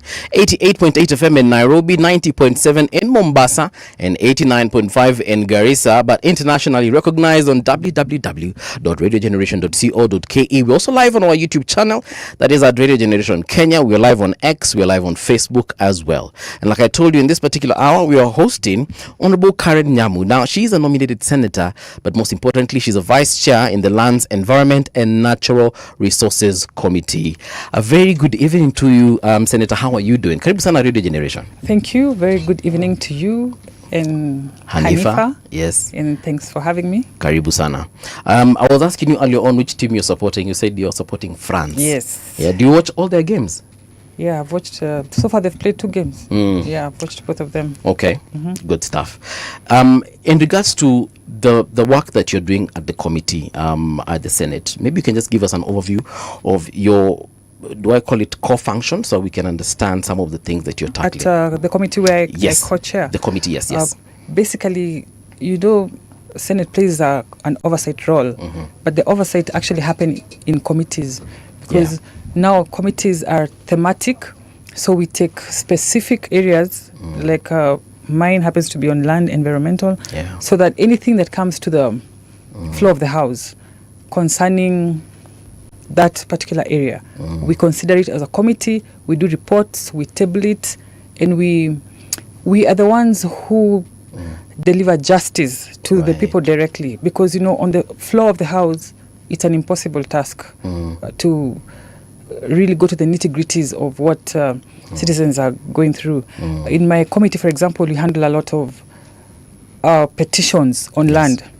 We have people who want to defraud others of their land. We have county governments who want to do air projects under environmental or water something. So that is our specific jurisdiction. That's what we tackle on the committee level. Have folks brought up this issue of Imenti, where the government wants to build a state lodge and I believe an airport as well, something that the folks at Imenti, Meru County, basically, it seems there's a push and pull, and especially between the leaders as well. Yeah, that's a push and pull, but it is not before our committee at the moment. We only address issues that are before us. We have a jurisdiction of issues that are before us. We can make a commentary, but there's not much we can do about an issue that is not before the committee. Yeah, because one of the things I know people were saying, especially some of the leaders were saying that perhaps there's a lot of land in Meru County that folks can actually construct the lodge and the airport, whether separately or together. And perhaps that is something that if it gets to the committee, you guys If it gets to the committee, we consider both scenarios, both sides, for the people who are pro the project, the people who are opposing it, and we make a very unbiased decision. All right. As far as women in leadership is concerned, is concerned, there's been a lot of conversations, of course, on the 2/3 gender rule, how we can achieve this, some of the things that are, putting us, backwards in terms of the steps that we have already made. I don't know, what is your perception as far as the 2-gender rule is concerned? First of all, we have to appreciate how far we have come, because in the past there was minimal. There was 1 or 2 representation of women in the National Assembly before we got to bicameral houses having the Senate as well. So we have come a long way. We have now the 47 women that are compulsory as a affirmative action. We also have duly elected women who went to and fought it out with men and got elected. And we are riding on the back of women who did it before, Kina Zipora Kitoni, Njoki Ndungu, women who have gone before us and fought for the space. As far as the 2/3 gender principle is concerned, I doubt there is goodwill, because you have seen how fast we have legislated when we actually mean to pass something. I think that as a country, we are not sincere enough. We are not ready for parliament or leadership spaces that women are represented to that degree. Because if we really wanted to, we would have done it by now. I happen to be also in the Jailer Committee, that is the Justice and Legal Committee that is handling the 2/3 gender principle, to legislate on it and to see it come to life. But you can see the delays, you can see and from where I speak, as much as I can see, there's only so much I can do because I have to flow with the process. Yeah. And if there's no goodwill, we are fighting because we have strong women in that committee. We have Veronica Maina. Yeah. We have Crystal Asige. We are really fighting on that committee level, but it's not up to us alone. When you say political goodwill, are you saying that perhaps even your male counterparts are not necessarily supportive as far as this is concerned? It is a fact because it has gone to National Assembly before. It is a issue that has gone before and debated in the National Assembly, and it fell flat. Okay? All is not lost. How to actualize it is still an issue because it's debatable because we don't want to give women leadership position on a silver platter. So we have to decide the threshold. Who are these women who constitute the 2/3? So because on that, actually, yeah, you're right. And I like the fact that you've brought out let's not give it on a silver platter. Let's not let it not look like we're doing them a favor. We already have a very tarnished reputation as women in leadership because everyone assumes, or I don't know if it is on purpose or it's just to degrade you or something. People will say you did. It was a sexually transmitted position, for example, when you're nominated, and even some elected. That's what they say. Even the older women. Has that been like your experience generally as a woman in Kenyan politics? Definitely, for a lot of women, even some elected. So you wonder, did you go and sleep with your voters? Yeah. I have a question again. No, Hanifa is interested. No, it's a genuine question. Since and I'm a woman in this space, so I know how this works. Which one? And this, I'm not attacking you or anything, but so I understand how we are degraded mostly. We are being sexualized, and isn't that the same thing you did when the grade 10? Yeah, we have. I'm sorry, it's a conversation we need to have because the grade 10 I feel who came to parliament. The Senate, the grade 10 kid who went to Senate, at least to learn things, to know how it works. So I believe your remarks also would count as one, the degrading and the sexual talk about young girls and women in general. What would you say? Now, that Hanifa, means I knew you would go there, and thank you that you have done it because you've given me this opportunity to say this. That I don't want to defend myself on that. It was an outright mistake. First of all, let me say that I did not.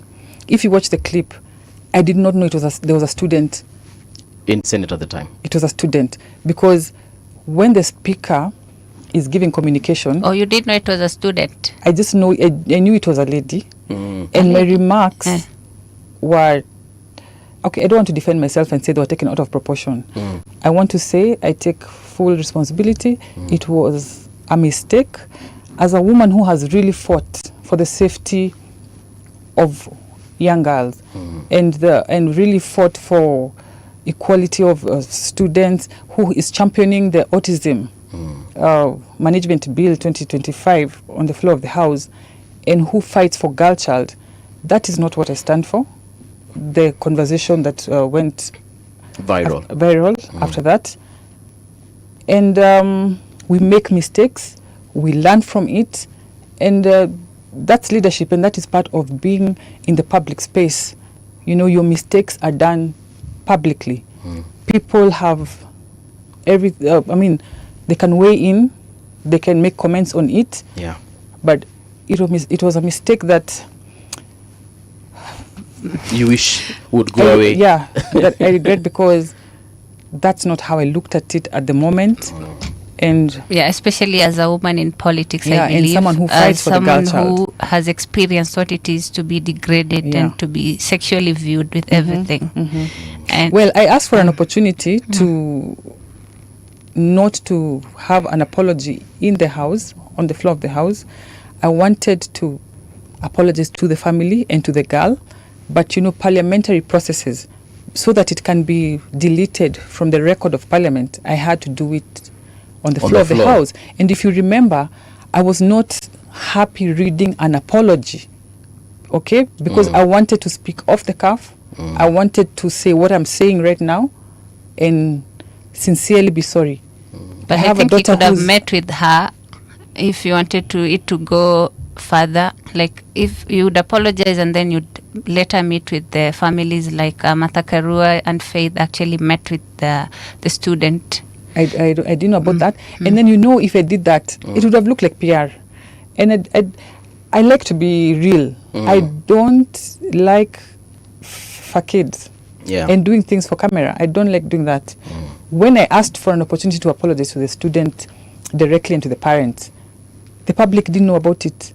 It had not gone viral. That would have been a sincere apology. Or if the House or Senate allowed me to actually do an apology off the cuff from my heart and not read it. And if you remember, I tried to not read and just say, I'm really sorry. Yeah. And whatever words I would have used that were my words. I have a question. You want to be Parliament? Wouldn't they don't allow someone? No, the processes. It's an standing adopted, orders. Yeah, it's an adopted system, and it's a house of rules and order and very English. And siwezi simama tu niseme by the Karen, I'm so sorry I did this. I hope you forgive me. It has got to have certain wordings. Well, the standard comes from the chair of the House, who is the Speaker. So once he rules, that's it. But it's unfortunate. It happened. I don't think it's my last mistake because my life is very, very public. My mistakes have been done very, very publicly, and I don't want to pretend that leadership is about being perfect, you see. And I think it's also good that the people who we work for, the public, sees that humanness of leaders making mistakes, owning up. Let me ask you, for Kenyans who would say that perhaps you don't take your work in Senate seriously, what would you tell them? Because they see you, Yeah, or rather if your personal life overrides your political life. Because my personal life does not happen in the Senate. I have 3 bills actively on the Senate. Today I was at the ICT committee. They were tabling a report on my AI bill so that it can go to the second reading in the Senate. I am the one who moved the motion to have CCTVs in all our police stations. I moved a motion to have safety officers in all our boarding schools because of the fires that keep happening. I have an autism bill, management bill, where we are, for the first time, we have a legal framework to manage autism. I don't know if you know that autistic families bear serious burdens on their own without any state intervention, without any state support. There is screening that is complicated because first the kid is thought to be maybe deaf or other things. Screening is also very expensive. It is rigorous, and after that you need to go for therapy. It is damn expensive, 150,000 to 300,000 a month for screening. No, for therapy. Okay. A month. You see, luckily when we were doing the pre-publication scrutiny in the Committee of Health, one senator, I was lucky to have one senator who has an autistic child who gave us a wealth of value in my bill and enriched it. And schools, you see, it's not an equal playing field for an autistic child in our education system. We are providing for that. When you have autism, SHA does not cover you. Okay. I have expressly provided for that in my bill, and it has gotten overwhelming support in that space, in the autistic community.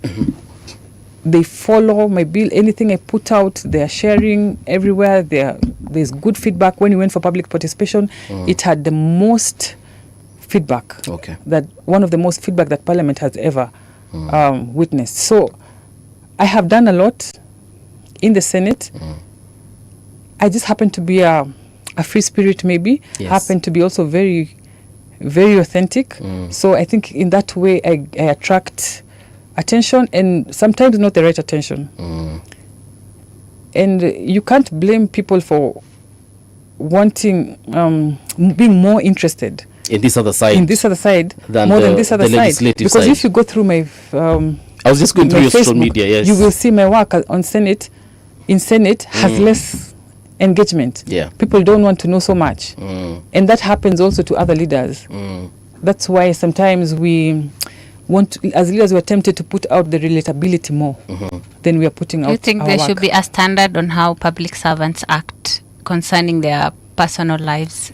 There is a standard. I think there is a standard. Chapter 6, I don't know if it addresses the personal life. But you think you're there to it? Unless you ask me something specifically, because I appear to it. Okay. I don't think I can blame the public on what they concentrate on, because, like I said, I feel like your personal life overshadows your political life more with the various scandals. Want to mention even the Samido stories and all. Not to say that you can't have your own personal life, but I feel like it overrides, or rather it stands out. At the moment, more. For the last 2 years, nobody knows my personal life. Nobody knows who I'm dating. Nobody knows anything about my personal life. Umekanyagia. Yeah. Which is a good thing. I want us to look at this post you made on the 23rd of June. It's about, let me just read it. People have died in every protest and under every administration in Kenya's history. Let's stop the selective amnesia. Then you went on to mention, for example, during the Jomo Kenyatta era, 50 plus people killed. And then Daniel Arap Moi, over 100. Mwai Kibaki, 500 plus young men. 500 young men died. Ungike. Okay. Uhuru Kenyatta's time, 145 plus killed, including anti-government protests and the Rivayala bodies. Then William Ruto, 60 plus killed during the 2023 to 2025 youth-led policy protests. It's pure hypocrisy for politicians to pretend to be so angry today when they cheered or stayed silent during past administrations. Maybe you can just give us context on this one. You see, my post is very clear. I'm talking to politicians, not the young people who wanted to commemorate the loss of lives that happened during the protests in 2024 finance bill. Okay? I am not in any way diminishing the anniversary, but there are politicians who want to take advantage of the issue and politicize it and mobilize so that youth can go to the street, and it is not an authentic youth-owned anniversary. As you see, what the politicians were talking about did not happen, because when the youth own a process, we know it.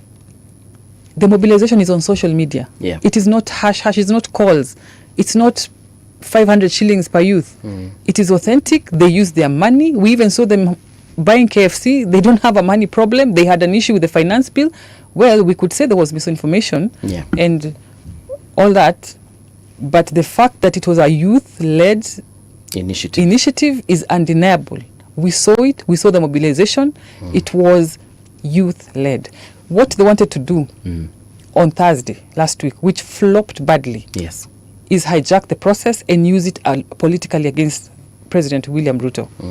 And that's why I was urging the youth the day before not to go to the streets. But I didn't even need to urge them, because there was no mobilization. The youth were not bothered with that thing, because the youth have nothing to be angry about at that point. Well, it's sad. We lost lives, but the youth, when they're frustrated and when they want to voice something, and when the initiative is theirs, there are characteristics. There are certain things that you can see this is authentic and it is youth-led. Yeah. But in the absence of those characteristics, then you know politicians want to hijack. And we saw them. We saw the opposition leaders. They actually went and got the parents of the young men who have lost their lives. And women. And women. And there were very few politicians, and obviously the youth did not come out, but politicians were walking with them, feigning sadness, these political theatrics. And then when tear gas was thrown, what happened? Did you see that scene? Yeah, we saw. We fled. talked about it this morning. Yeah, they fled and left the poor, mourning families, the people who are really bereaved, because politicians cannot pretend that they are so bereaved. How many deaths did Martha Karua and the rest, when they were in government, how many did they oversee and protecting the presidents who were in power then? How can you now pretend to be self-righteous and you become a saint overnight? Governing is very complicated, and it's very easy to speak from the other side. But once you are the one in power, it's a very delicate balance. But what I know, President Ruto right now is not interested in any popularity. There's a time we were in State House as legislators, and we were trying to tell him, you have become really unpopular. Yes. And suggesting... You told the president this. Yeah, no, not me, but other legislators. Yeah. So we wanted to give him ideas how he can make himself popular. And part of the ideas means dropping some projects that are very good for this country, but very unpopular. And he said, wait right there. Yeah. He said it clearly, he doesn't want to be popular. This is no time to be popular. Other presidents shied from doing what he's doing because of craving popularity. So he was very clear, he doesn't want the suggestions, and it's time to work. Popularity will come once the projects are done. What does popularity mean? Popularity means Kenyans are happy with you, it's just vibes and inshallah, everyone is saying 2-term, and it's very easy to do that. As politicians, we know how to do that, but he's not interested. Yeah. I think I have a question. Sure. You mentioned that wase wajatokea streets, or other young people didn't go to the streets on Thursday because they have nothing to complain about. Inaweza kuwa pia, maybe, let's say, they are going to be killed, or rather they fear they are going to be abducted, arrested, tortured, na hizo vitu zote. Do you not think that maybe ni juu ya hiyo? No, because when it is their movement, they know they still run that risk, but they still come out. But should that risk exist in the first place? For some reason, you see, when there's demonstrations, when you go to the streets, not everyone has the same agenda. You are genuinely going to the streets. Does the bullet actually identify who has a different agenda from the rest, or who is a goon and an innocent? That is a risk you all run, or when you decide to go to the streets, that is an unfortunate risk that we run. Because if you're mixed up with people who are looting property, robbing people, and police have a duty to protect Kenyans. The biggest critic of the government today, when he was second in command of in this country, the person who is castigating the president today and the police for the unfortunate deaths said it. You do not expect to go to the street and police kiss you. Isn't that what Rigathi Gachagua said? Yeah, and no one is excusing him at all. I think people are equally calling him out for that. So I'm saying people not going out to the streets on Thursday might mean so many things. It's not because youths listen to politicians telling them not to come out. People are scared of dying, being abducted maybe, being tortured, arrested. When you're fighting for a cause you believe in, and anything that has ever changed in this country, including multipartyism, including the new constitution, everything that we fought for, people lost their lives. But they kept going to the streets, and But why must people lose their lives? I have never had a protester giving excuses as long as they have a cause. Thursday was devoid of a cause. Those are facts. But the mothers were there commemorating their That sons. is a personal cause. No, it's they not were mourning. personal. So let me get this straight, Senator. What you're saying is that the momentum ya kupigania imeisha. No.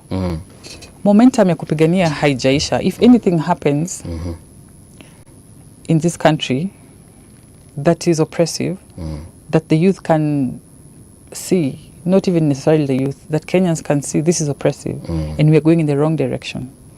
Trust me, you don't know, you won't believe where the momentum will come from. People will come out. But I think it's happened in the past 2 years and lives were lost. People It has mpaka happened saa hii past the last 2 hawajapatikana. years, my dear. It has happened even before the. I think we have a woke youth. That's why people think things started happening 2 years ago, because suddenly the youth are so informed. They are interested in what is happening. We have educated youth. Let's face it. We have unemployment. They're frustrated and they want to know. They're tired, of musical chairs by politicians. That's why you can see they're voicing a lot of frustration. But when it is political, when it is politicians trying to hijack the process, that's when it falls. The youth don't want to be involved. Okay. They don't associate with it. But do you believe that perhaps right now Kenyans in general, not just the youth, but Kenyans in general right now have a lot to complain about, more than they have to celebrate? I cannot say they have more, because there's a lot of improvements. If we were to compare past regime and this regime, there's a lot of specific improvements. Okay. That does not mean that all is rosy. But I think Kenyans are more, I would say they are more informed. Yes. This is the age of social media. You can now hold your leader accountable on social media. People are following the budgets, the finance bill closer than we have witnessed it before. It's not that the finance bill is a new phenomenon. It has happened for years. It has been debated in the National Assembly for years. But for the past 2-3 years, Kenyans have become so interested in this process. And we have seen the opposition politicians try to incite young people on the 2026 finance bill. They actually asked their MPs not to vote. A blanket rejection of the finance bill, not caring what it provides for, not going to the details, what does it mean for Kenyans. And that's where you saw very embarrassing scenarios in parliament, opposition leaders rejecting the finance bill without any substance. I even remember the speaker asking an opposition legislator if they want their glasses to read, because the clauses they were rejecting don't even actually exist. So you see, it's all politics. But the young people, they're very informed. They had no problem with any clause. That's why there was no anger, no rage, no demonstration. Let me ask you no protests. in a different way. Do you believe that the cost of, or do you know, I think believe might be the wrong word here. Has the cost of living improved if we look at 2022 before President Ruto became president, and today 2026, June? Has the lives of Kenyans improved? How do we determine the cost of living? We determine, if you ask me, from the prices of commodity. Okay? Yes. From the dollar rate. Okay? Yes. From, the subsidies that we are getting from the government. Let's take, for example, and people keep complaining, why do you guys keep talking about unga? Is unga all government has to offer? No, it is an indicator. Okay. If when President Ruto came to power, we were buying unga at 250 to 300, and we are now buying at 120, is that an indicator? If the dollar was at 169, when he came in 129, it's at 129. It has stabilized there. I mean, those are some of the indicators. Are Kenyans content? We're far from contentment. But we are in the beginning of it's the first few years of his government, because we believe he's going to go for get a second one. 10 years. He's just laying foundations. When he came in, he said he's not going to subsidize food on the shelves like the previous government was doing. Yes. Take your time, bear with me, buy the unga at 250 for a few more months. I am subsidizing production. I am giving cheaper fertilizer from 6,000 to 2,500. And that's how food became cheaper without actually the government injecting money as subsidies for the shelf price to go down. Yeah. So I don't want to say that the cost of living is Has all gone down. rosy. I think we have a long way. We have some work to do before we get there. I think we judge a country by the state of its education, healthcare, which is currently not so good, I think say. we have a very beautiful public insurance, health insurance, the SHA. Which and then they lost 11 billion. That is fraud. That is in the hands of fraudsters. Okay. It is government who lost that money. It is not government who stole that money.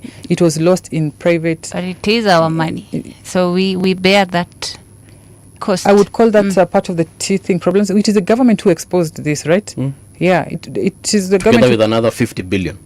who came clean. It is, it is a system that we haven't done before. Kenyans are very smart. They will identify the loopholes and they will steal money, but that is getting tightened. Yeah. And we improve as we go. But the most important thing today is that the small person at the bottom is going to a public hospital, getting treated, and living without paying a cent. As politicians, we used to get calls and fundraisings every other time for medical. I don't remember the last time someone called me telling me their For child is in fundraising. hospital or telling me that they are sick or mama amejifungua tutumie M-Pesa or those things. And that is a major win for people who engage with the grassroots. It's a major win. In Nairobi, 60% of our population are slum dwellers. And if they are winning, and the SHA is modeled in the bottom-up model. That's why if you go to a private hospital, there are things you might have to pay for yourself vis-a-vis if you're using public hospitals. And I would urge Kenyans, if you're registered in SHA, go to our public hospitals. I know there's complaints county to county. It differs. Lack of medicine, lack of equipment. But as for Nairobi counties, Sakaja has done, Sakaja works quietly. Sitaki kumsifu, but he's a guy who works quietly. For the first time, we have our dental, optical centers in our public hospitals. His cancer centers, things that have never existed before. Kids are feeding in school for just 5 shillings. He's a man who works quietly. He needs to, I don't know, he doesn't know how to advertise himself or come out and say what he's doing. I don't know. I can't speak for him. Sakaja atakuja pa kujitetea wakati wake. But I like the fact that you've said what you said about SHA. Personally, I also have an experience with SHA. I have relatives who've gone to hospital and they've been treated. But also, I will not ignore the voices we hear, hospitals saying that they have not been paid. You've said, there are teething problems, but I feel like these teething problems have been there for a while. And yes, you have said also the government did point out the loopholes and the problems. For example, this money has been lost here. system is a very old system. It is. But it was still not perfect. The system still experienced issues. Very true. And a lot of money was lost. You're talking about 11 billion. A lot of money was lost under NHIF. If I break the cutlery in my mom's house and then I come and I declare that I'm the one who broke the cutlery, see, at the end of the day, the cutlery has been broken and I have to face the consequences. Either buy new cutlery or nitatandikwa. So the government needs to also hold itself to account. As much as the CS will come and say, look guys, kuliwanga na 11 billion hapa hivi ilikuwa karibu kupotea, but it was meant to help solve the previous we need problems to see NHIF. heads rolling. Tuambiwe fulani ameshikwa na fulani ameshikwa na fulani ameshikwa. Prosecution has taken place and these guys are going to face the consequences. So that no, but I know tomorrow we don't lose more money. A lot of hospitals, those private hospitals, those small hospitals that were taking part in that fraud have been shut down. Yes. Actually got a few calling and saying, can you please help us reopen, talk to so and so, can we reopen? But it's an impossible task. You cannot reopen after being found stealing public money. Kenyans are also complaining a lot about how this current government, and when I say government, by the I think I'm talking about all three arms, but sana we're talking about parliament and the executive. You folks are spending a lot of money. Traveling, the president has been traveling a lot. We're just going through the papers this morning, and we're also seeing counties are spending a lot. And I feel like Senate is not doing enough, considering that you're the guys who are supposed to be doing most of the oversight as far as the counties are concerned. Development at the county level would actually, it will make the entire country look like it's developing, because those small units called magatuzi, hapo ndipo development inafanyika. But we are seeing this government spending money, and also the county governments as well spending money. What's not happening? When you talk about the president is traveling a lot, yes, you know, that always takes me aback, because do you think the president goes for holiday? Do you think the president travels for fun, even for one day? Have you ever followed the president's itinerary when he's out there? His itinerary is packed, okay? And the minute he has his last meeting, the next minute he's on the airplane and back to Kenya. When you're waking up, he's live in an event. And last night he was in France. In the morning, he's live. Mombasa. Mombasa. You should actually look at these travels in the lenses of what is in it for us. What happened in France when he traveled? What happened the other day when he went for a swearing in? I mean, the president is making relationships with other presidents. He's unlocking funding for infrastructure. He's creating partnerships for investors to come here and invest in manufacturing, in industrialization that will create jobs for our people. The president is not going on holiday. I'm sure if he was asked, he would want to be home often, all right? But, you know, he has to balance. He's also the AU chair. He's representing Africa in so many forums. He is flying the Kenyan flag high globally. That is a man we should be appreciating more, a bit more than we do. You see, the problem is not even the traveling. The problem is the traveling when your people back at home, they're asking, okay, fine, you've gone to Uzbekistan, was it Azerbaijan? Yeah, Azerbaijan, for example. Would like to understand, you know, what we're getting from there. And I'm personally, from where I see it, I am sure there's something. It's very transparent, because, you know, he gives an account. If you go to his page, after every travel, he gives an account. Yes. We had this agreement. We unlocked this $1 billion. We had this... I also saw you echoed what he did when he went to Norway. And that's all good. But what Kenyans are also asking is, in the light of us generally, you know, there are Kenyans who do not have anything to eat. So do you want the president to stay in State House because a Kenyan did not eat yesterday? No. What we would want is or for go the budget and create those relationships and bring investors so that person can get employment, so that tomorrow they don't go hungry. Are we that dependent on external help? Are we that extremely dependent on it? We live in a global village. Yeah. Your network. What do they say? Your net worth. It's your network. Your network is your net worth. We cannot. We are not self-reliant. No one is. America is not. No first world is self-reliant. You know, they need us. We need them.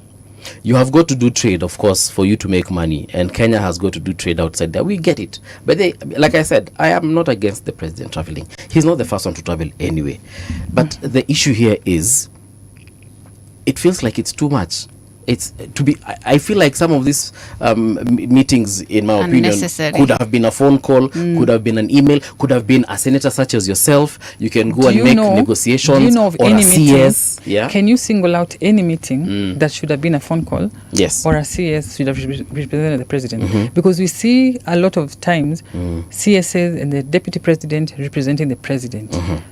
So do you know of any trip that the president undertook that he should have been represented? There are some meetings that are actually head of state meeting. I get it. But like I said, I get it. In most of the time, and I would like you to show me a meeting where the president went and he was not meeting heads of state. How do you send a CS to interact with heads of state? Of course, by the time a head of state is coming, I mean, the other head of state has no choice but to show up. And of course, if it is already planned... And let me tell you, If it is already planned, to be honest, Senator, if it is already planned, if I call a counterpart in a different country and I tell them I would like to come, chances are they won't tell me no. They'll be like, yeah, sure, come. But I feel like the same arrangement could have been made nipigie president wa that country na nimwambie I'd like to send my CS for education, my CS for trade, or my senator who's in charge of this committee to come and discuss these issues.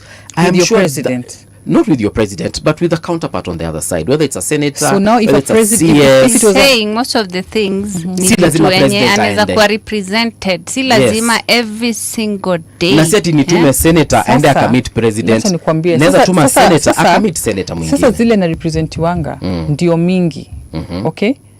Those are the most where he's represented. But there are those key that he needs to be there himself. And we need to support him because there are conversations that the president has sparked globally. Okay? He has sparked the conversation of Africa having a unifying legal tender. Like the way the dollar or the euro. Yeah. How come every African country has a different currency?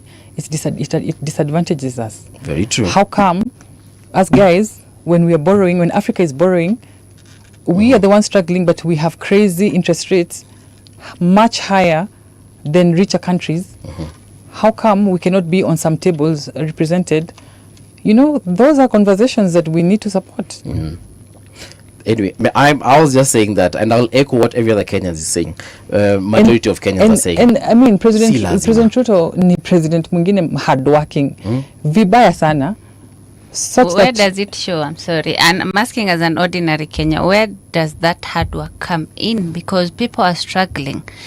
By the way, students are dropping out of uni. We had that conversation here. The funding model. You saw the videos of students wanafukuzwa wasifanye mtihani. You see, health SHA, for me, what I've seen, and I'm not condemning it because I'm an activist, because I'm complaining. It works like a lottery. See, inafanyia huyu, alafu haifanyi kwa huyu, inaruka, inaenda inafanyia moja. No. Angalia, you just go to Kenyatta. There are underlying principles that work in SHA. So I'm just telling you my experience. You see, now the fundraisers that is propaganda.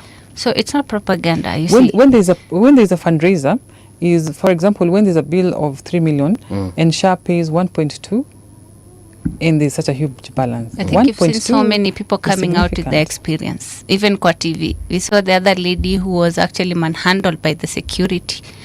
There was a presser, I don't know, by the CS of Health. Okay.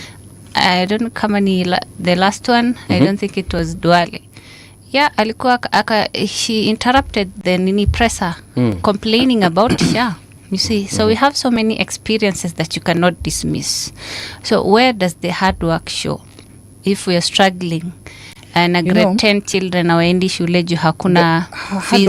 Hard work is not just blanket hard work. You can say case by case. For example, today he has commissioned, or he has a road has been completed on Ngong Road. He has launched it or president commission. Yeah, because it is his project. It is his project. The other president didn't do it, so why shouldn't I commission it and I have done it? Why do you guys complain when the president actually commissions his projects? Yes, those are things that he stood on podiums when he was campaigning and promised Kenyans. Roads.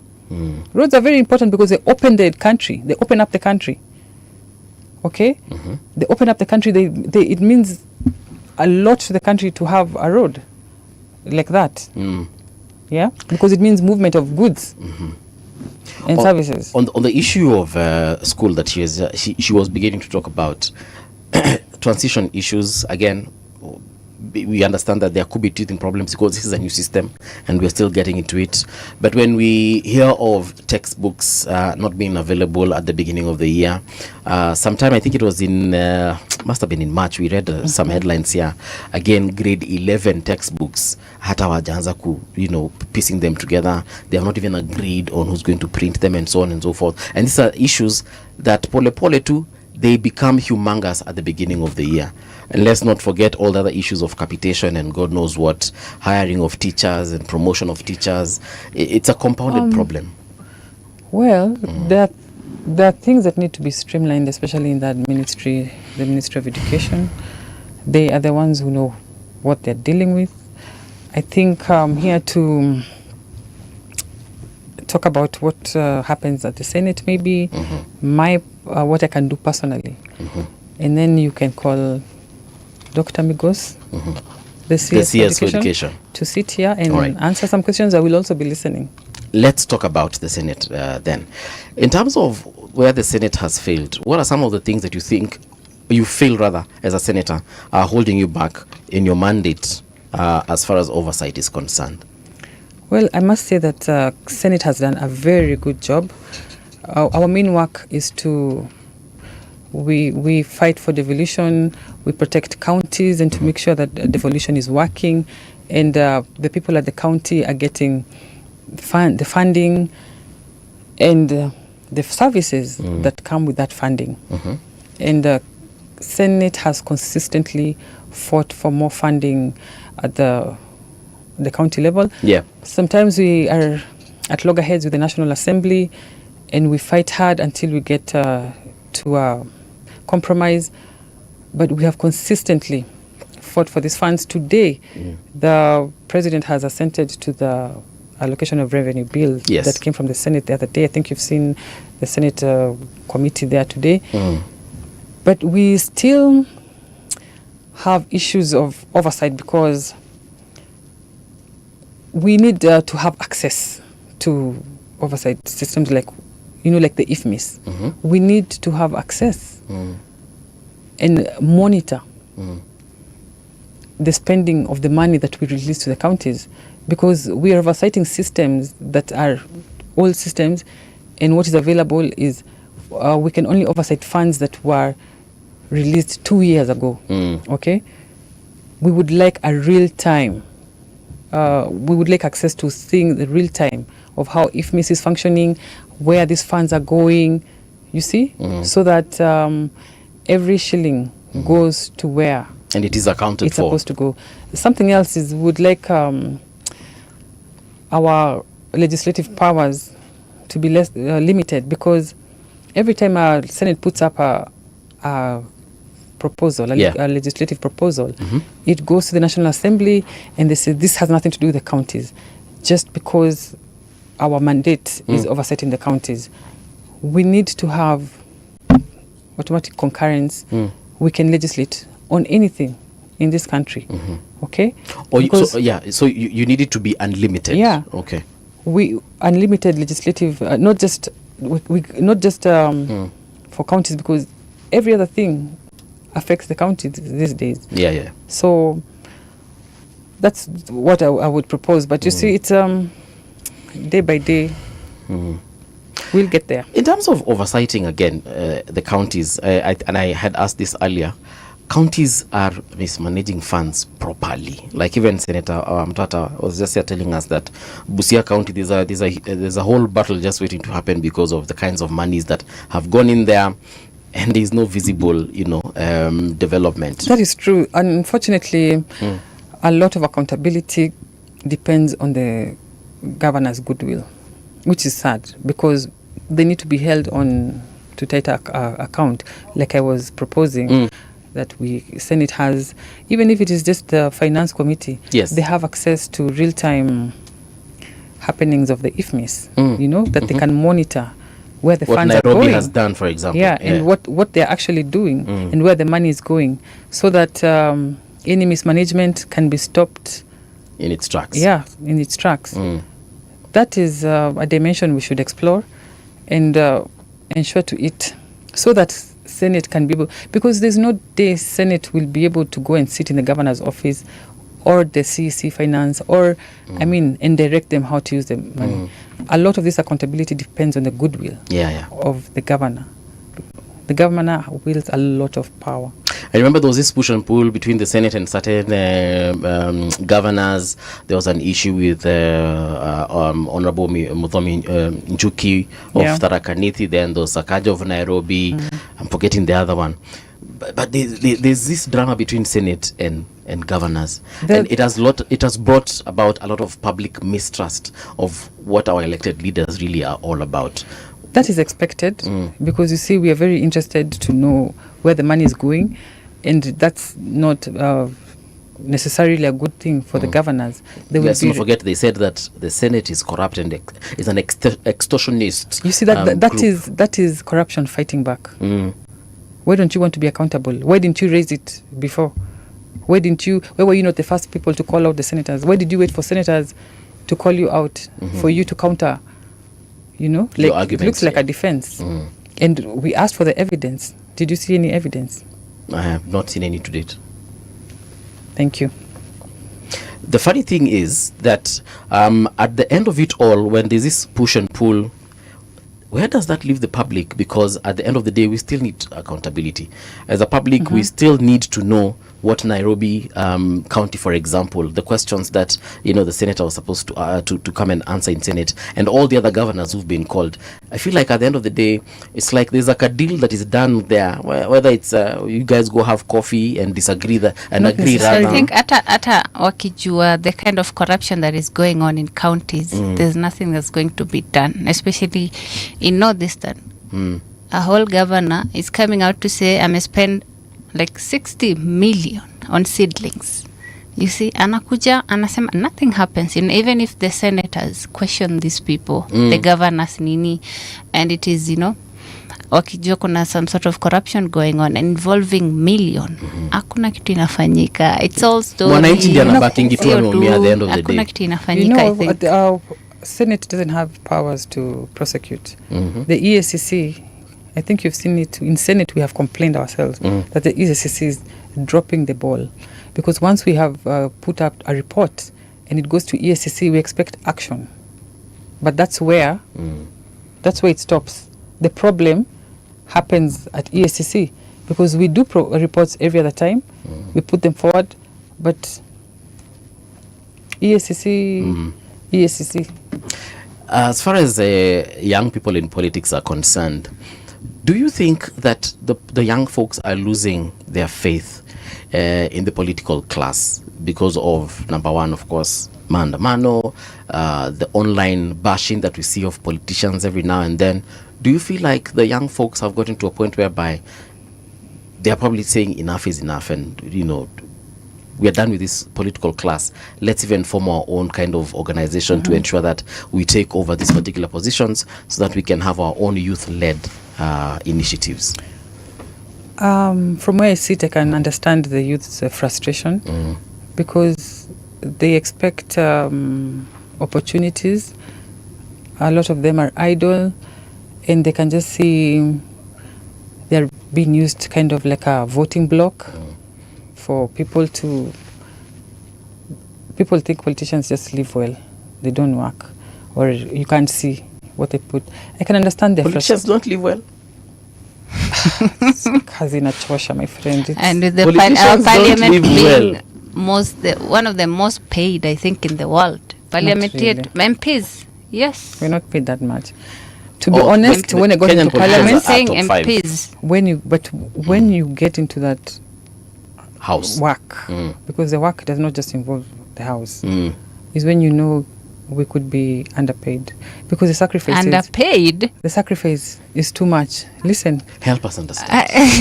Make it make sense. There's actually let me try. I don't know if it will make sense. Let me try. For me, I have young babies. This is the time I'm supposed to be with my children 24 hours. Sometimes I get out of the house before they wake up. Tonight, I'm getting home after they've slept. You have to make deliberate sacrifices that when you have a chance, you have to drop them to school yourself. And you lose touch with your family members, your sisters, your parents. Like, it's a huge sacrifice. And I don't think if I was doing business... I think other Kenyans also who work, mothers who work, live the same life as you're describing. No, some live work at 5 o'clock, Us guys have to work extra hours. Doing what? Like when you leave parliament, kuna matanga, they're your people you need to attend to. But is that work? It is work. How is it? There's expectations, Senator, from the electorate. There's a lot of expectations. Yes. I'm not complaining about that. It is because that something was my next we question. enjoy. It's something we enjoy, and it's something that takes up... you love the sacrifice. Yeah, we enjoy, but it takes our time, it takes our energy. I don't think as a senator you're required to attend funerals, You're not required, but the way our politics is set up, these are your people. Yeah, but You cannot just the dismiss them and taxes are say, paying you for what you're doing as a senator. Anything beyond that, any additional work that you do, I think it's for your own interest. That's good to say, but practically that's not how it is. So I you're mean, you have saying to you're have social underpaid. capital. Okay. Are you guys underpaid? When I joined the Senate, I had a business, a young business that has suffered because of me being in the Senate. I can tell you that if I was focused on that business and not being in the Senate, I would be, I don't want to say the figures, but what I'm making per month, I would easily make in a week in that business. In your private business? Yes. Was it not a choice to join the Senate? Or Well, it was. I'm just saying when you join is when you nominated? understand that it's a sacrifice and ni kazi ya Mungu. Hapa inji nakanga ni kama good vibes and inshallah. Naweza taka tu tufanye na wewe wiki moja tupige. Utaniambia acha ikae. Are you interested in any elective seats in 2027? Yes. But if you're, but sasa kama unasema Senate iko hivyo, if you're going for the women rep, I believe, is it going to be any different? Because I believe again it's a choice you're making. It's a passion. You see, when you love what you're doing, it's not about remuneration. It's not about remuneration because trust me, you can use your whole salary on people. Do you believe me? Yeah, that salary that you think is a lot. You're not required to. That's what I'm telling you, it's a passion. Yani, let's say, for example, today I receive 600 or 700 cash, okay? You can use all of it, all, on people. Not because you're required to, but because it comes with the job. Yeah. So let me ask you, Nairobi County, it's the Nairobi County Women representative. What's your plan for the people? The women reposition has its mandate, okay, that you cannot pretend that you'll go out of. Yeah. So first of all is to ensure that you represent the people in legislation, just like I've been doing in Senate, but now more specifically, soft legislation, you know, that caters for the the vulnerable in the society, the women, young people, the PWDs, and ensure that the NGAF funds, which is not a lot, by the way, as compared to what MPs get. Yeah, CTF, that it is touching the lives of Kenyans directly, Nairobians, and just fighting for our vulnerable. Compared to what previous women reps have done. What would make you different? Yeah, what would make you stand out? Because in that case, any woman who stands, as long as they just keep it to what is provided for, then anyone can do it. Hanifa kesho tumpigie kura ama wewe ama tu mwingine yeyote mwenye atajipa. But what should be that unique selling point that people will say, Karen Nyamu and this XYZ, then I prefer Karen. Also, I don't think it's the first time you're vying. You've vied before for women rep. So what is that unique factor? I think my unique factor is known. I am so pro-youth. I understand the youth so well, which is part of the demographic that women rep represents. I would like to tailor-make, solutions for youth specifically. In Nairobi, there are those things that youth like and older generations do not understand, and they will never ever understand. But I relate, and we can turn them to money making projects for them. Because right now we do what women reps around the country are doing is water pumps, car wash machines, motorcycles. And I'm not saying they've not done enough. I happen to have worked kind of closely with Esther Passaris. Esther Passaris is one woman who is very misunderstood, but if you get a bit close to her, her heart is very, she's a genuine person. She has love, genuine love for the people, because you need that. It's a very serious component. Walipatana na Hanifa, akona wali clash hizo vitu unasema. He didn't actually clash. He was calm, yeah. Yeah, but these guys actually had. Imagine she stayed for the whole show. She's actually more mature. No, she has tried. I think her heart is in the right place. The resources are very limited, but she's a good human being, and that's what you need. Most importantly. Tuko na kama dakika 3 hivi before nikuachilie Mhesh. So niko na swali kuhusu UDA. Will you run on a UDA ticket? UDA is going to be part of a coalition. Yes. Okay? Like it was part of Kenya Kwanza last time. So we are hoping to field candidates under that coalition. Under the coalition? Yeah. So you're going to run under the coalition, not under a specific party? Yeah. I think so. In Nairobi, it's going to be ODM, UDA. We're hoping to bring others on board. I know the president is going to work on that at the right time. Nimekuwa nimeangalia hizi picha naona lately we've been getting close to folks in the ODM faction. Yeah, we are partners. We are political partners. Yes, you are in the broad-based government. Yes, you are. But I feel like you're probably inclined in that direction a lot. Am I wrong? ODM. Yes. Look, it's your right. Isn't my party leader President William Ruto inclined as well? Yeah. So where he goes, we go. President Ruto is being a diplomatic person because he has got to deal with these particular folks that he brought in, which is an okay thing. I mean, previous presidents have done before. But when you trickle down and you go to the women reps and the MPs who are aspiring to either retain their seats or come for new seats, it has got to be it's this or that. You cannot say that you're just having a conversation or your buddies or you're holding hands. It has got to be, I am in UDA, for example. No, I am in UDA. Or I'm in ODM, or I'm in UDA, but I'm planning to leave UDA. No. I have no plan to leave UDA. I believe in the president.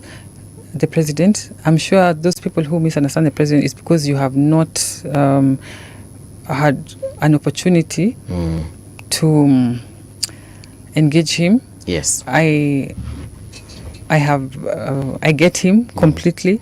I get his intentions for this country, and once you get that opportunity, Hanifa, have you met the president? No, and I don't think, no, we didn't meet. No, he attended it. Oh, but you didn't interact. He went when the awards were being given for our documentary. But I haven't met him. I don't think anything would change if we met. You don't know that. I'm telling you it would, because he's the right man for the country. He has his intentions are the best for the country, and you can see by how much. I think we work with intentions, but what have you got to show for it? You see, you cannot lay a foundation today and see the results. Lakini siniendo anasema in the next 6 months, tutafanya hii, and it never happens. So why would I believe him? Ama? He has done a lot. In even less than 6 months, he has done a lot. Najua unatafuta nini kama wa Kisumu hapa, unatafuta nini? No, naangalia tu social media. Last but not least, people are saying that perhaps even the president is not going to run. And when I say people, I actually mean politicians that have sat here. They are saying that the president might not even run on a UDA ticket come 2027. Well, he's very smart politically and very strategic. So if he wants to reinvent, or what I know is that the president cannot fold UDA. So if he wants to, but it wouldn't be the first time TNA folded. PNU, didn't fold really, but previous folks who ran on those particular seats or tickets abandoned them in their second term. I don't want to pretend I can comment on that because some conversations are even beyond my pay grade. You see, I haven't been to any meeting where that has been discussed, and I don't want to do guesswork. All right, parting shots, Muhesh. No, I don't know if you do a personal parting shot or whichever way you like to do it, do it. I want to leave a legacy in this space, right?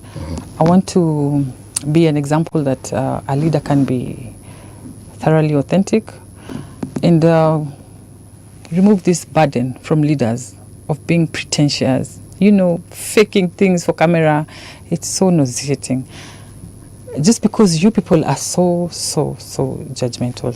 You saw, like, the other day I had an issue with a young man, And then it was this guy who sells food in you've not heard about it. The person that allegedly ulituma watu wakakula kwa restaurant yake. Was it moja? Oh, yeah. But is it true? You know this na muheshu lisema ni ukweli. Yeah. This young man. Okay, you know, it's been pointed that it is not necessarily how it has been painted, that it is a senator versus a young trader, common mwananchi, mama mboga, mtu mdogo. No, it is not me versus a young trader, or it is not me trying to this. I was standing up against a systemic smear campaign. That guy went round bunge la mwananchi, blogs everywhere, maligning me, maligning the president. Okay, so it's not always as it looks out there. But I think you can take him to court instead of sending people ati wakule kwake alafu akose kulipa. Is that actually okay? No. It's not okay. It's not okay at all. And we could have used a wrong method, but it is definite that it's I get so angry when that guy is painted as vulnerable, and like, have guys forgotten those clips?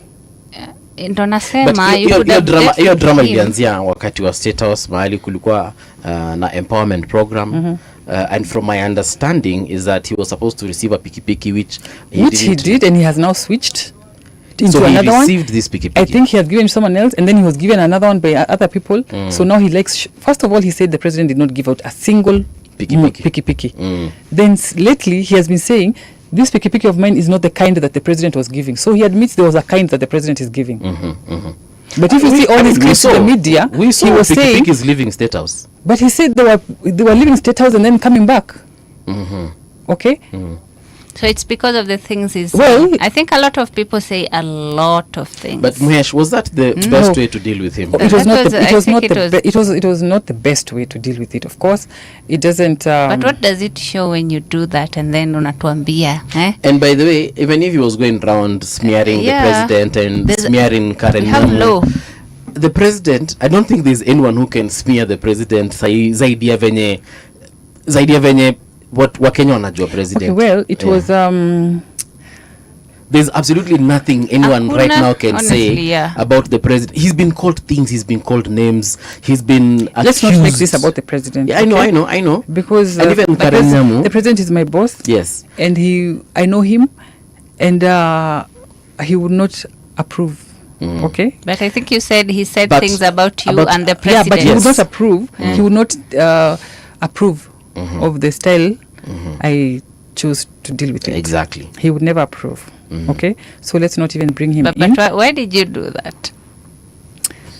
I just said I was standing up against a systemic smear campaign by that guy. Did you meet the man, the owner of that establishment, this guy that we're talking about, to pay the bill, to say sorry, to tell him, my friend, we are Kenyans? We can always do that later, okay? Let's move forward. We will do that later. But for now, kuna deni yake ya 3,000. Ilikuwa ni 3,000 ama ilikuwa ngani how much? How much was it? More than that. He's also an obtainer. Okay? He's an nothing warrants it. Nothing warrants it. I know nothing warrants it. You're a person in power who should act as a role model to the rest of the people. Ndo nakwambia wase wanasema vitu mingi hapa. You cannot go after everyone. You can't. So doing that to him is actually I actually don't go after anyone. Yeye ndio aliniona nikiwa shughuli zangu. Akaniita. Nakumbuka si huyu ni yule kijana. Mzingine mtu uchorea tu. Mimi uchorea vitu mingi sana. Hata hiyo kama tungeipatana, si nilikuwa nishachorea. Sio story ilikuwa imeisha ni kitambo, ni last year sijui. Hata angekuja kwa uso yako akwambie kitu na wewe msee unamchorea tu. Ningemchorea kama ana hotel. Lakini sasa bahati yake mbaya kwa hotel. But sasa but have you seen how pia nimemjenga? Aje. Si watu wamemjua, watu wanajua kuna hotel hapo Mama Lucy, watu wanaenda hapo, amejengwa. Anafaa nipatie commission. Hebu kiendo uende tujenge pia uturetweet na anafaa nipatie commission. Nimemjenga sana. I don't think kuna mtu angeweza kumjenga to that extent. No, but it does not excuse what you have I'm not done. excusing We it. can agree on that. Yeah, we can agree on that. Especially, and I'm saying this as a woman again who is scared of going into the political space, the active politics, because of such things. Nona. So I think we need to act more as role models for young girls, for women, Yeah. I know politics, But it's the hard. young girls, But when you use your power... I didn't use my power.